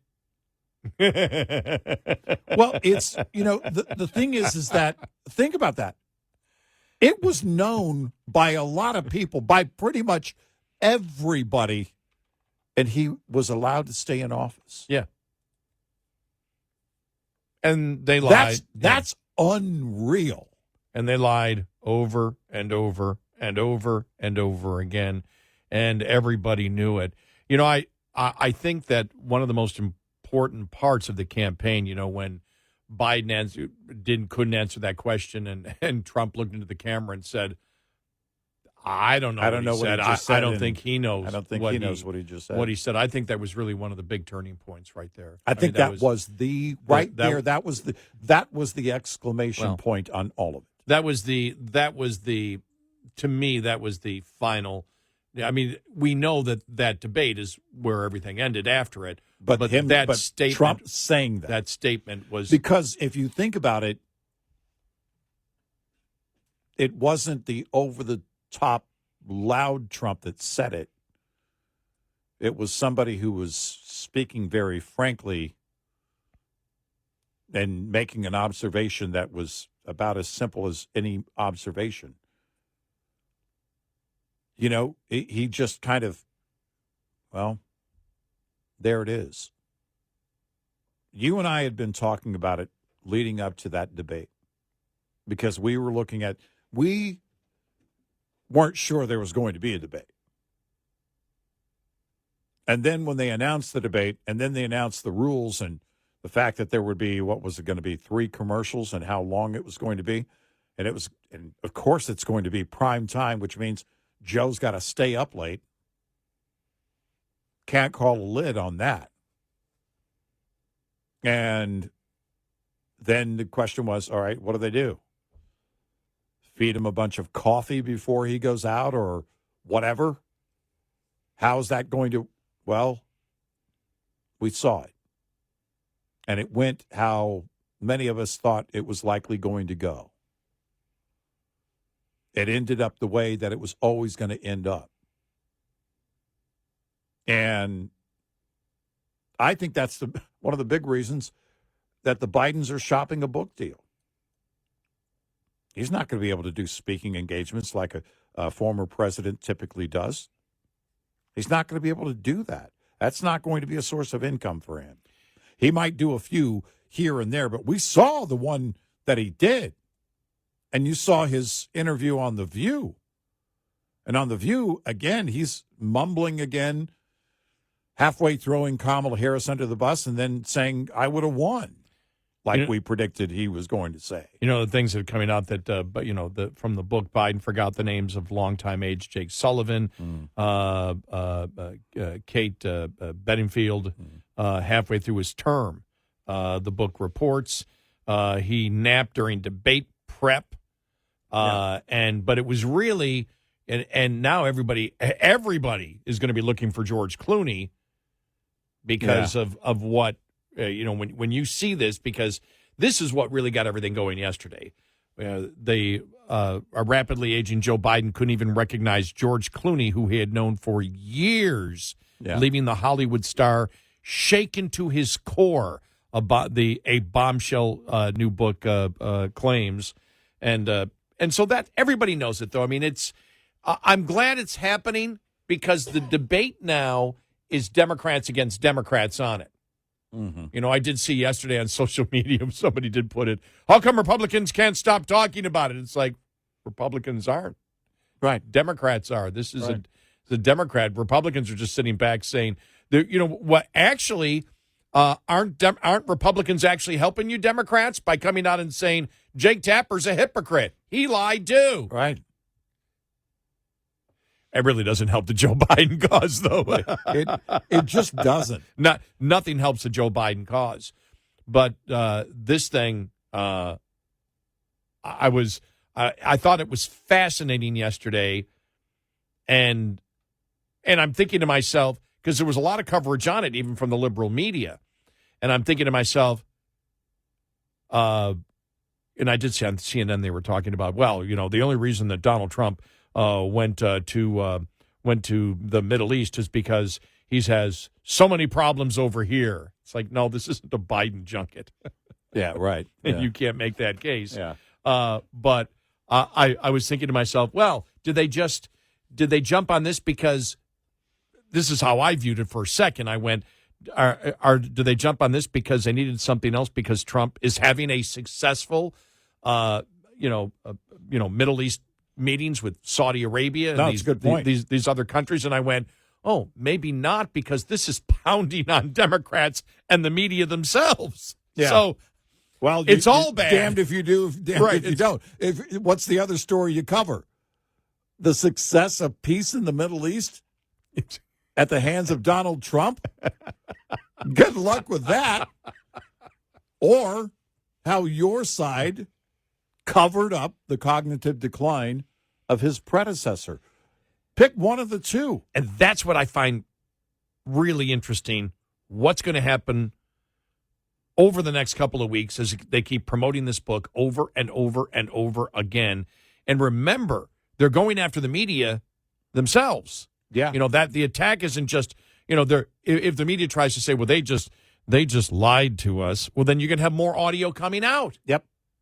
Yeah. As we have said with Jake Tapper, when we played the audio cut of Jake Tapper talking about when he was the J.D. Vance clip where J.D. Vance was saying, no, you fell in line with them. You covered it as if it was gospel truth. No, I didn't. No, I didn't. Yeah. And then the clip was played of what Jake Tapper was actually doing. Right. That's what's going to happen.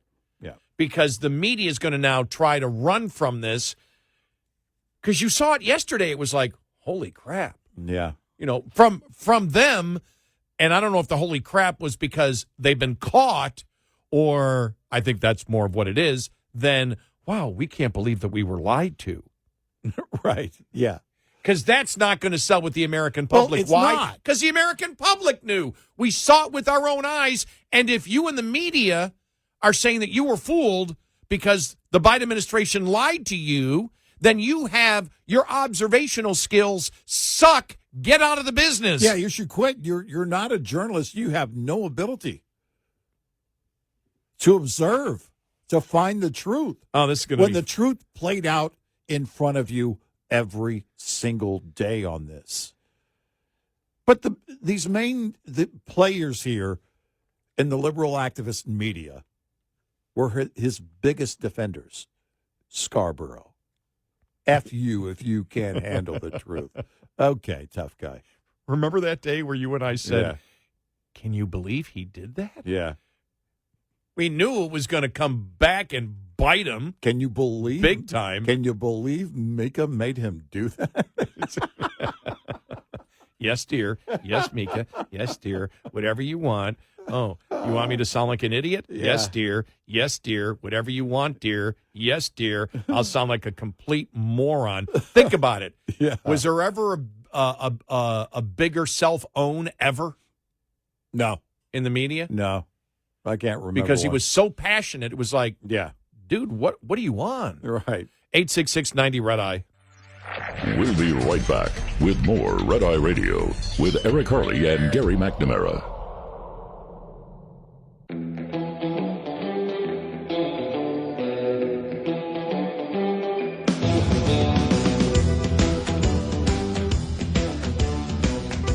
It's Red Eye Radio. He's Eric Harley, and I'm Gary McNamara. You know the best thing about the whole Biden thing, especially blowing up yesterday, is did you notice over the last couple of days, really starting over the weekend, you saw more Democrats coming out and wondering about Trump's cognitive abilities as if, okay, we've got nothing else, let's start hitting that. Yeah, right. That was the beautiful part of it. I mean, it wasn't going anywhere, right? But the fact that they were doing it and all of a sudden, boom! Yeah. Yeah, it's just, it really is...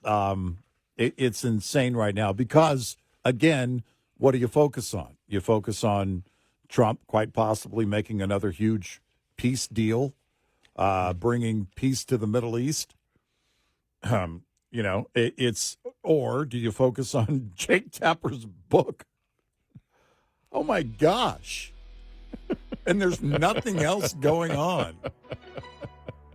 They're all, and what do? Because George Clooney makes himself available to your morning show, right? And it's like, oh, we don't know if we want to bring this up again. But it's George Clooney. It's George Clooney. Tell him we didn't recognize him.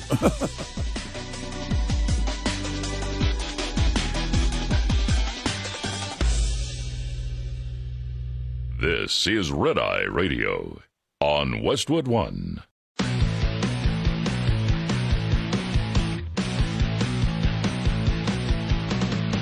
Now, it's Red Eye Radio.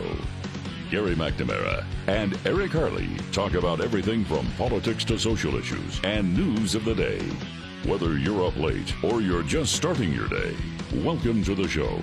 From the Uniden America Studios, this is Red Eye Radio.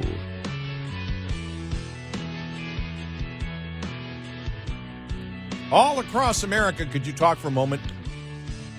Welcome to the show. It's Wednesday. He's Gary McNamara. I'm Eric Harley. We're the station that cares. We're talking about the madness of the liberal activist media. Gary's trying to get a mid-show meal in. I was all of a sudden I put on my headphones. We're back on. I'm like, I'm not done chewing yet. What's that music I'm hearing? That's nice while I'm eating. Oh no, we're back on the air. You know what got to me? What? There are some Democrats that understand the problem with the Democratic Party. And we never got to this. This was 4 days ago. Yeah. Julian Epstein, who's a Democrat. Yeah. Was what the lawyer from the Democrats in the House Judiciary Committee. He was their lawyer. Mm-hmm. He's as Democrat as you can get. Yeah. Wrote this op-ed piece in the New York Post. How Democrats' efforts to retool their message have become cartoonish. And see, this got my attention during the top of the hour. And then I started eating while I was reading it. But it was like, war seems to be breaking out everywhere this week. In Kashmir, Congo, In a new phase in Gaza, closer to home, Democrats appear to be opening a hot civil war of their own. Political veteran James Carville was punching down on David Hogg. By the way, the best headline yesterday, Hogg to the slaughterhouse. Scolding him for seeking to primary party elders. AOC and Bernie Sanders want to declare war against oligarchs who, ironically, mostly support Democrats. Yeah. Did you see? I can't play it because Carville is cursing. But he was the words they have to get rid of, and he goes, stop saying oligarchs. Say fat cat. Fat cat. Yeah. And say fat cat We instead. all know what a fat cat is. Say fat cat. We know what and a fat what cat was, is. What was the other one? Community? Another one was community? Yes, don't say community. Yeah. He's going through all the words. Nobody cares about your community. Get out of my yard. It's just, well, the thing is, you go back to the time when you would follow a Carville playbook, right? Mm-hmm. Even if you didn't agree with the playbook, you knew why they were following the playbook. Yes. Yeah. Right? I won't say everything was common sense, but it was certainly, you could look at it and say, okay, I can see why they take that strategy, this strategy. But, that was back when the Democrats were pretending to be the working class party. Still, they were promising the world, you're going to have everything taken care of by the government, and big hopes and dreams and hopes of hope and change.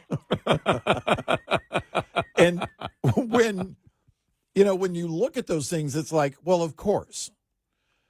Speaking of which, hope and change. It's so ambiguous. Again, it's a blank canvas. Here's a blank canvas. You decide what hope and change means to you. And people did. And it worked. I didn't like it. I didn't vote for it. I knew it was garbage. But they knew they could get people, along with the euphoria of electing the first black president, which was a big thing in 2008. Then, sorry, Bill Clinton, you were not the first black president, as Democrats called you for years. But it was about promising things. And we didn't start about that time, but we were continuing the message that, look, the GOP needs to get out there on the ground floor, and they need to promote the benefits of their policies, basically, better, right? Not that you're going to get free stuff. Of course, that's changed now, looking at the tax bill, expanding the child tax credit. But when you look at, the past, and we said you can go to communities and say, look, our policies are going to, what we're going to have is pro-growth policy. Pro-growth lifts everybody up.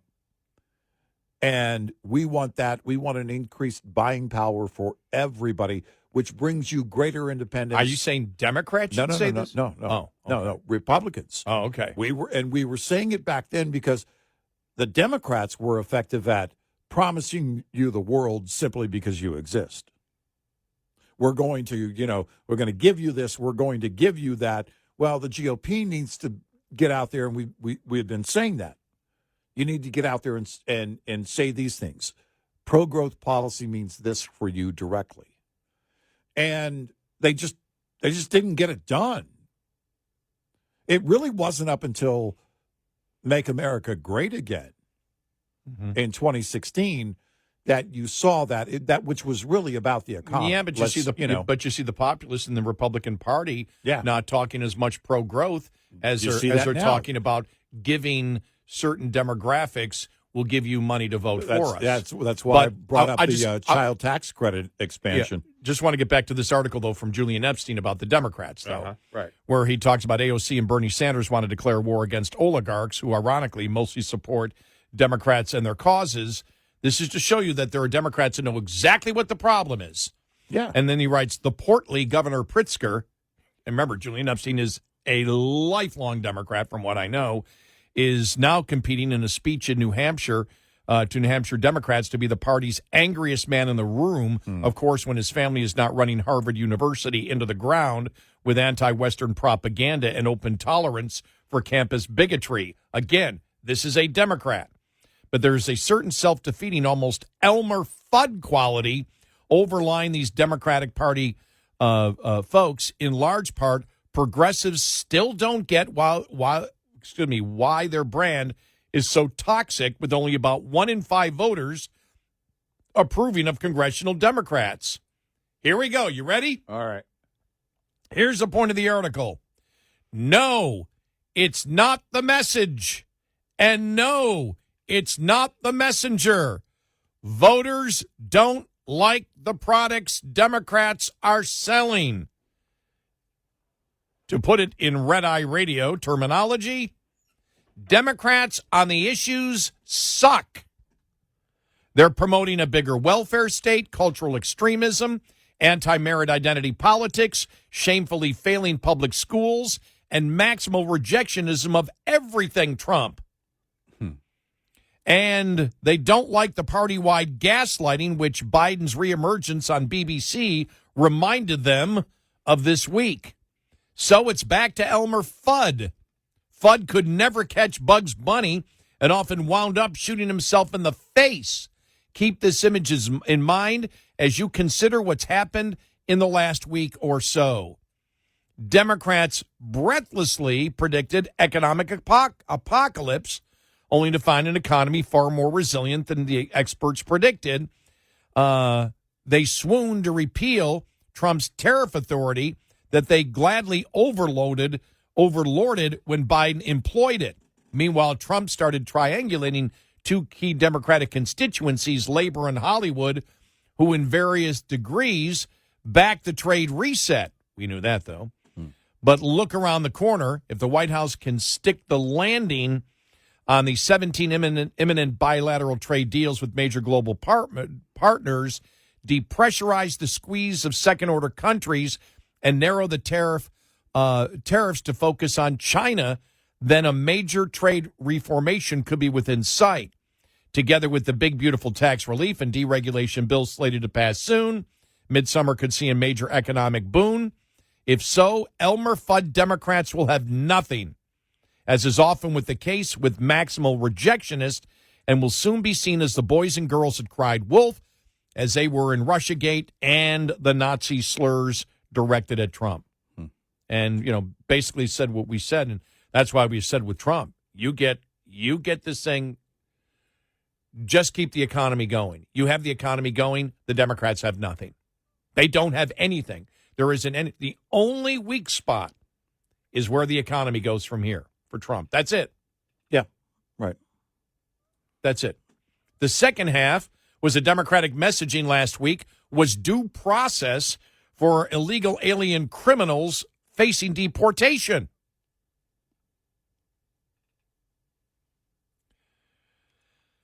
Wow. He goes, but again, Trump could be the Bugs Bunny to Democrats, Elmer Fudd, by simply using the Immigration and Nationality Act, which, as a civil statute, affords minimal due process and judicial review. Right. President Obama demonstrated this when he used the law to deport over 3 million undocumented immigrants. Yeah, but I know why Trump's doing it. I think he does want the fight. I think he wants to continue. But he also wants the fight with the Democrats. Trump wants Trump wants. The Republicans politically, they don't because they don't want anybody hurt. But politically, when they see the Democrats storming the ICE detention centers, screaming, they're going, "My God, this is great." Politically, it's great. Mm-hmm. Yeah. Well, again, all you have to do, as and we've been saying this for years, play them in their own words, play the videos over and over again of the left and what the things they're actually fighting for. Criminals. Says here, so if Democrats still have, in pollsters David Shore's words, a trust deficit in these and most other major issues, crime and energy, why can't they move to a more moderate, tenable center? Why can't they do it? I think it's largely because progressive culture has developed a reward system that betrays a larger electorate. The clerics of today's progressive cocoon, the mostly white college-age activist and donor classes, know only the vocabulary of identity, victimization, and the ever-growing government bureaucracies. Their preening is a form of self-dealing aimed at self-exaltation. Heretics on issues like biological men and women's sports, like Representative Moulton, get maximal criticism, as we all know. Remember on that. The central idea of this movement is deconstructionism, the almost Maoist idea that we must deconstruct widely accepted norms on gender, racial non-discrimination, secure borders, safe streets, containing public debt, and keeping terrorist supporters out of university. That is somehow seen to be the romanticized intellectual era of the 1970s civil rights movement, for which progressives long to give them some kind of meaning, if not moral superiority. But it's a mirage, a set of precepts at time, and most voters have passed by, including many of the very identity groups progressives still claim to speak of for. So there you go. He knows it. You suck on the issues. But I don't know if I agree with him on that, the whole deconstruction. I did see, I can't think of her name right now. I saved the audio from her. She went, why did the Democrats support Hamas? How did the liberals do this? I'll have this audio coming up because it's really interesting. But that's the question. Why do they keep digging the hole bigger? And I do agree with this, though. I do believe because they don't know anything else except identity politics, which is racism. Yeah, right. Well, they don't know anything else but that. They've had it for such a long time. That was their code. And anything for Trump, success. We're going to go in the opposite direction. Yeah. We're going to fight everything he does, including deportation of gang members. Yeah, it's I think it's Andrew McCarthy. Like, are they insane? What? And the answer is yes. Are they out of their minds? Because if you believe that's a good thing and you believe it's going to get you a win, you are insane. Yeah, exactly. This is what we got it now. They're sitting in the as we always say, they're having meetings on this. What are we going to do next? Let's break into an ICE detention center. Here it is. As if what? Here's the headline from Andrew McCarthy, National Review. ICE obstructing Democrats have lost their minds. They have. They really have. They really have. This is Trump derangement syndrome to the fullest. You know, the things they're fighting for. And by the way, it's not just TDS. It's in the Trump era. But a lot of this is just on the issues, how far they're willing to go. The things they're fighting for.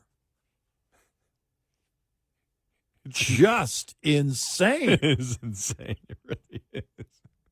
I thought about that last week when the first one happened. I'm like, so they met about this and said, let's go in. Let's try to shove our way in. Right. And when the pushing and shoving happens, then we'll claim that we're victims. Yeah. Right? What are you going to do next? Open the gates and let them all out? It's like, what are you, nuts? Right. What's wrong with you? 866-90-RED-EYE. Brought to you by Hot Shot Secret. Hi, I'm Jen Loomis, a transport safety expert at J.J. Keller, and I'm here to share a tip on compliance, safety, accountability. Compliance, Safety, Accountability, or CSA, is the FMCSA Safety, Compliance, and Enforcement Program. Its goal is to hold motor carriers and drivers accountable for highway safety and to reduce crashes, injuries, and fatalities on our roads. CSA does this by assessing the safety performance of motor carriers and drivers based on data collected during roadside inspections, crash reports, and FMCSA investigations. Based on the data that is compiled, motor carriers are assigned a score. The carrier is then grouped with other carriers who have had a similar number of safety events. Carrier scores within the group are then ranked to determine intervention priority. Low scores are better, so carriers with the highest scores are those that are most likely to be targeted for intervention by the FMCSA. Interventions range in severity and may include warning letters, roadside, off-site, or on-site inspections, civil penalties, or operation out-of-service orders. This tip was brought to you by J.J. Keller & Associates. Visit us at jjkeller.com. Lines open for your calls. 866-90-RED-EYE on Red Eye Radio.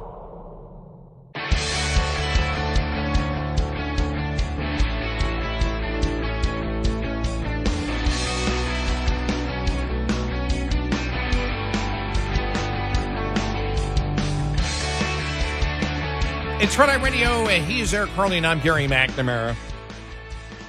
So, yeah, it's fascinating, that article of Julian Epstein. And I did find the audio that I want coming up following the bottom of the hour. British commentator Melanie Phillips talking about the disturbing logic of the left. And this is people doing the exact same thing that we've been doing. Now, she has said she's a former liberal who was mugged by reality. But when you see the positions that they're taking, you just wonder, well, how can they think this way? They're talking about, well, no, our message, the problem is the message and the messenger. It's not what we believe. Well, of course it's what you believe. Yeah, it is what you believe. It's nuts. Well, how do they justify that belief? Now, for example, we saw Chris Murphy the other day try to explain, he couldn't explain his position on the radical transgender movement. Right. It was horrible. Yeah. Now, there are a ton of Democrats that don't buy it at all, but they believe the people that vote for them do. Yeah. They know it's a load of horse manure. Yeah. They know the radical transgender movement is nuts. They know the support for Hamas is nuts.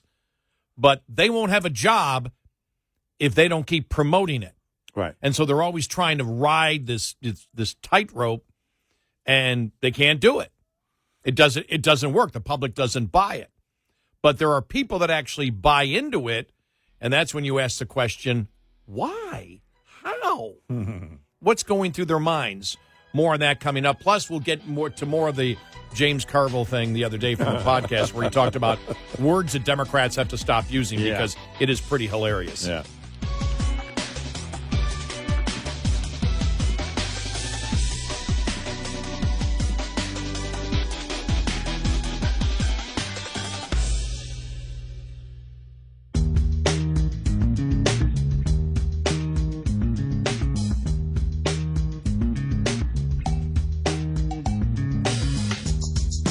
Tell your friends. We're here nightly. Eric Harley and Gary McNamara on Red Eye Radio.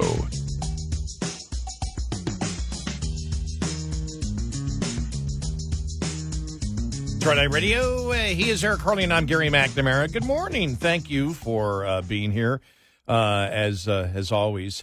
Yeah, I found the audio that I was looking for. I saw this yesterday, and I went, wow, it's just great. And it all fits in with Julian Epstein's article in the New York Post about the Democrats, and why they think what they think and how they continue to deep a bigger hole. Now, Julian Epstein is a lifelong Democrat. Used to work for the Democrats in the House Judiciary Committee as one of their attorneys. And so he's been around a long, long time. And he's just like, wow, they're off the deep end. And so in trying to analyze, and that's really the great mystery, how did the Democratic Party get to be where they're endorsing insanity? And do they actually believe it? Now, we know that some don't. We know that some Democrats only believe it because they believe that's what gets them elected. So they're willing to sell their souls as a member of Congress in order to keep the job. They don't believe the insanity, but they promote or they attempt to promote the insanity. And one of the perfect examples was Senator Chris Murphy the other day when asked about the radical transgender movement, and he just did everything he could to avoid answering the question. Right. And finally, when he said, well, he agreed with it, but only for his community. If another community didn't want to recognize the radical transgender movement, that was their choice, but his community will. By the way, that's one of the words that James Carville says, you need to stop saying community. But we'll get to that in just a minute. But here's Melanie Phillips. She is a longtime journalist in Great Britain, calls herself a former liberal mugged by reality. And she was on the John Anderson podcast a couple of months ago when she said this. I just happened to see it yesterday, but it's really good. Here we go. Conceives of itself as being good because it's liberal.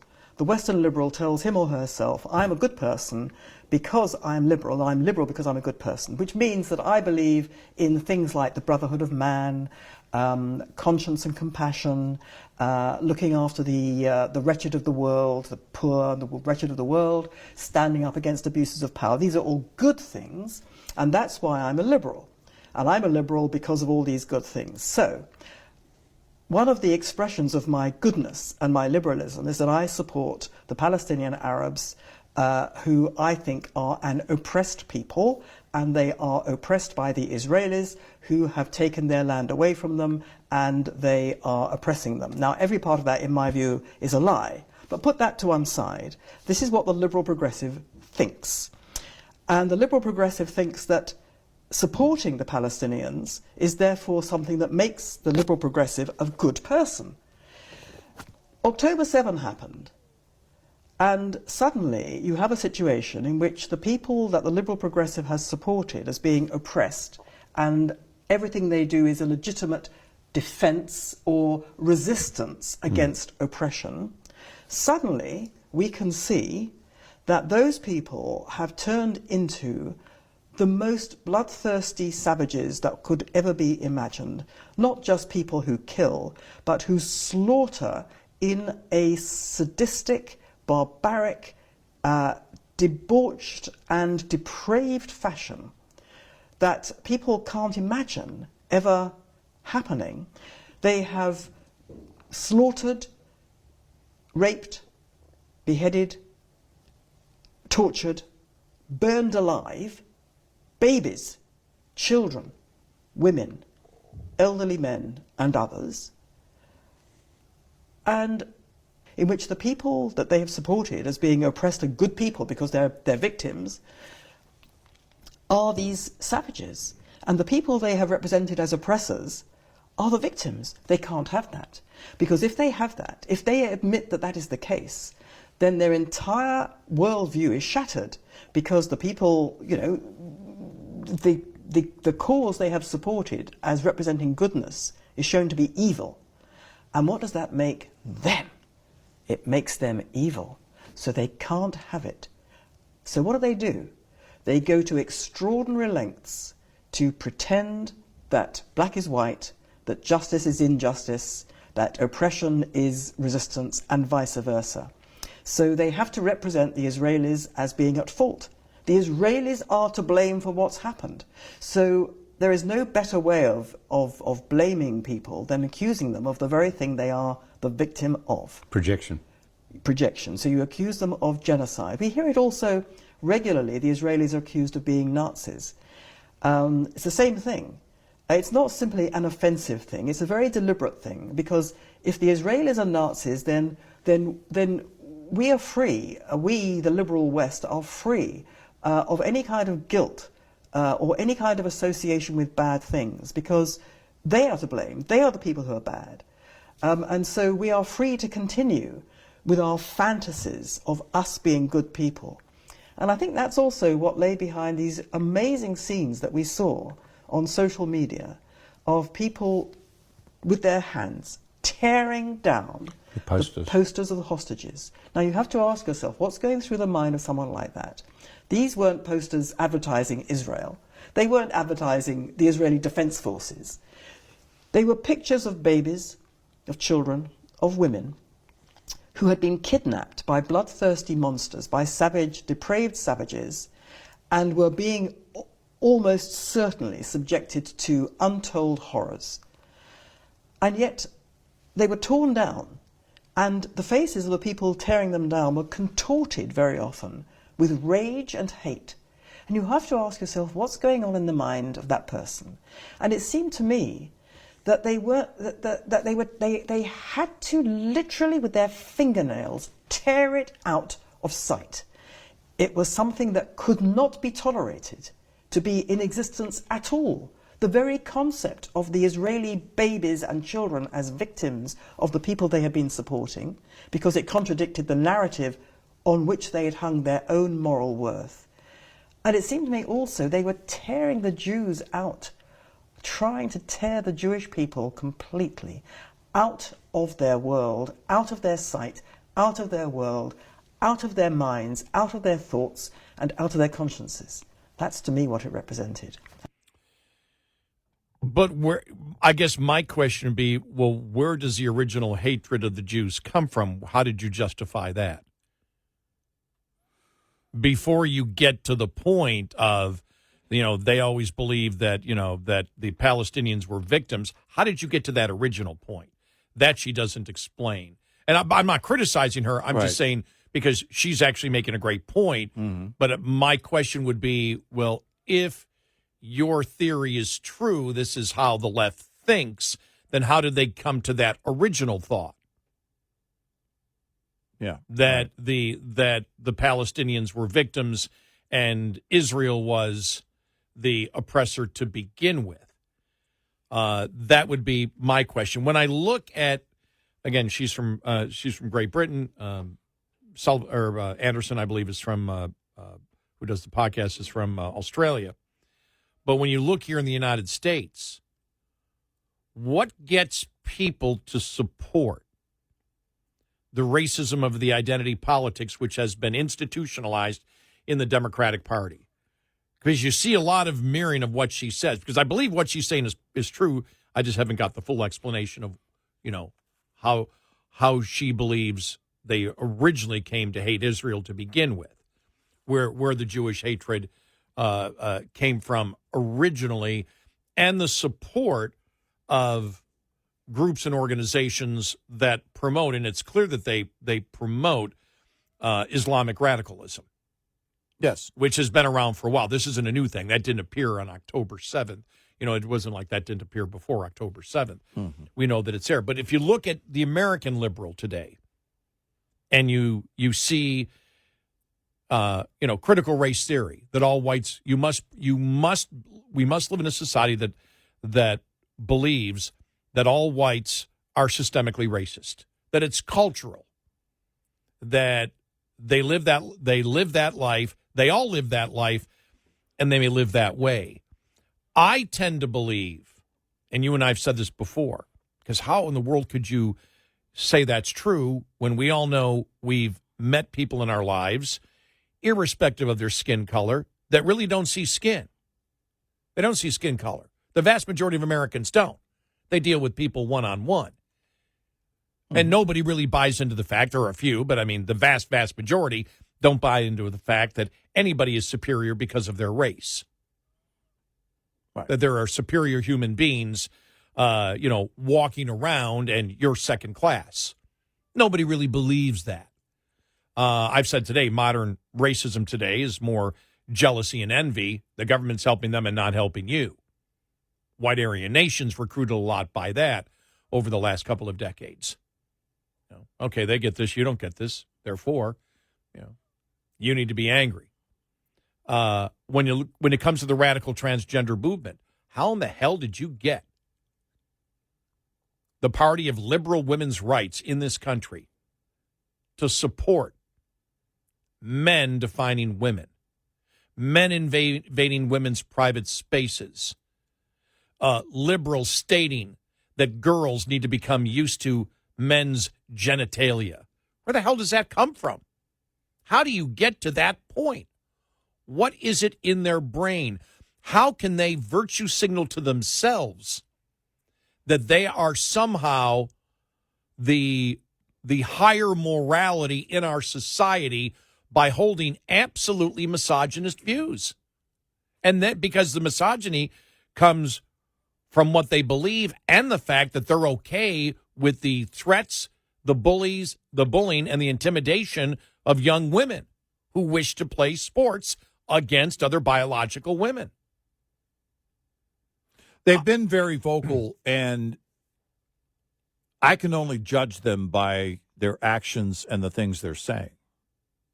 And you get to that point because it's what's in your heart to begin with. I tend to believe, you and I had this discussion for a long time. I tend to believe, and you can't get into everybody's mind, but it's like, to me, this is the fascinating thing. How does a human mind work, and how does a human mind work like that?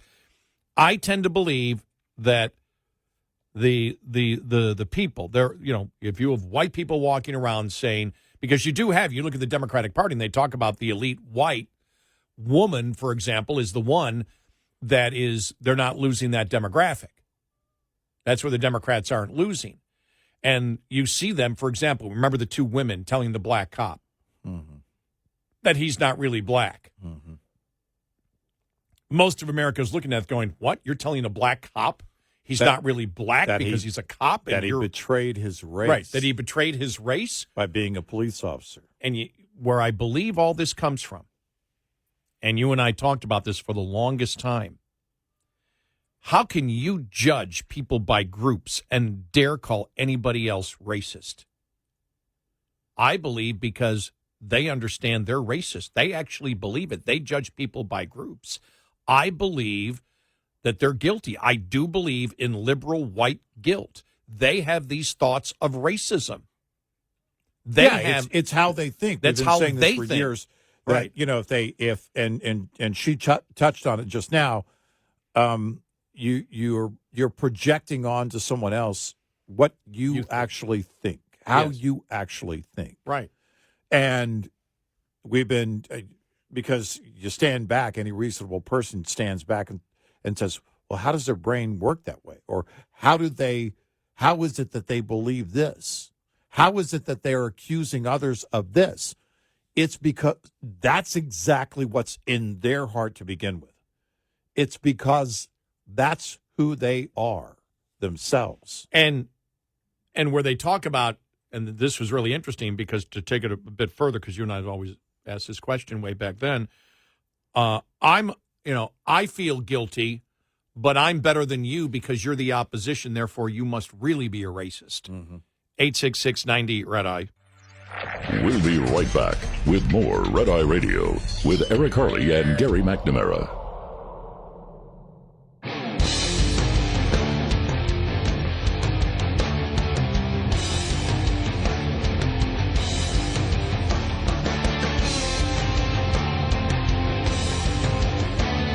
It's Red Eye Radio. He's Eric Harley, and I'm Gary McNamara. Welcome and good morning. Download our Red Eye Radio app today. Why? Because our show ends in an hour.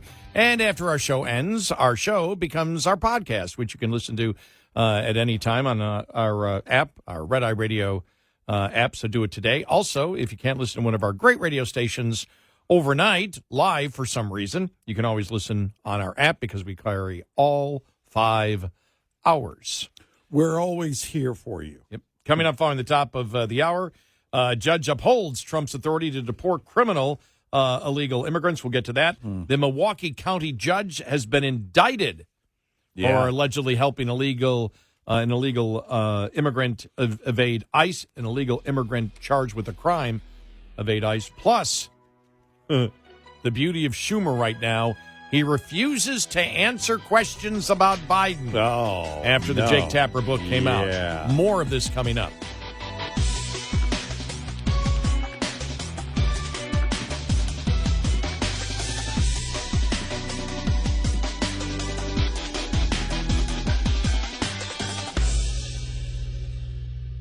This is Red Eye Radio on Westwood One.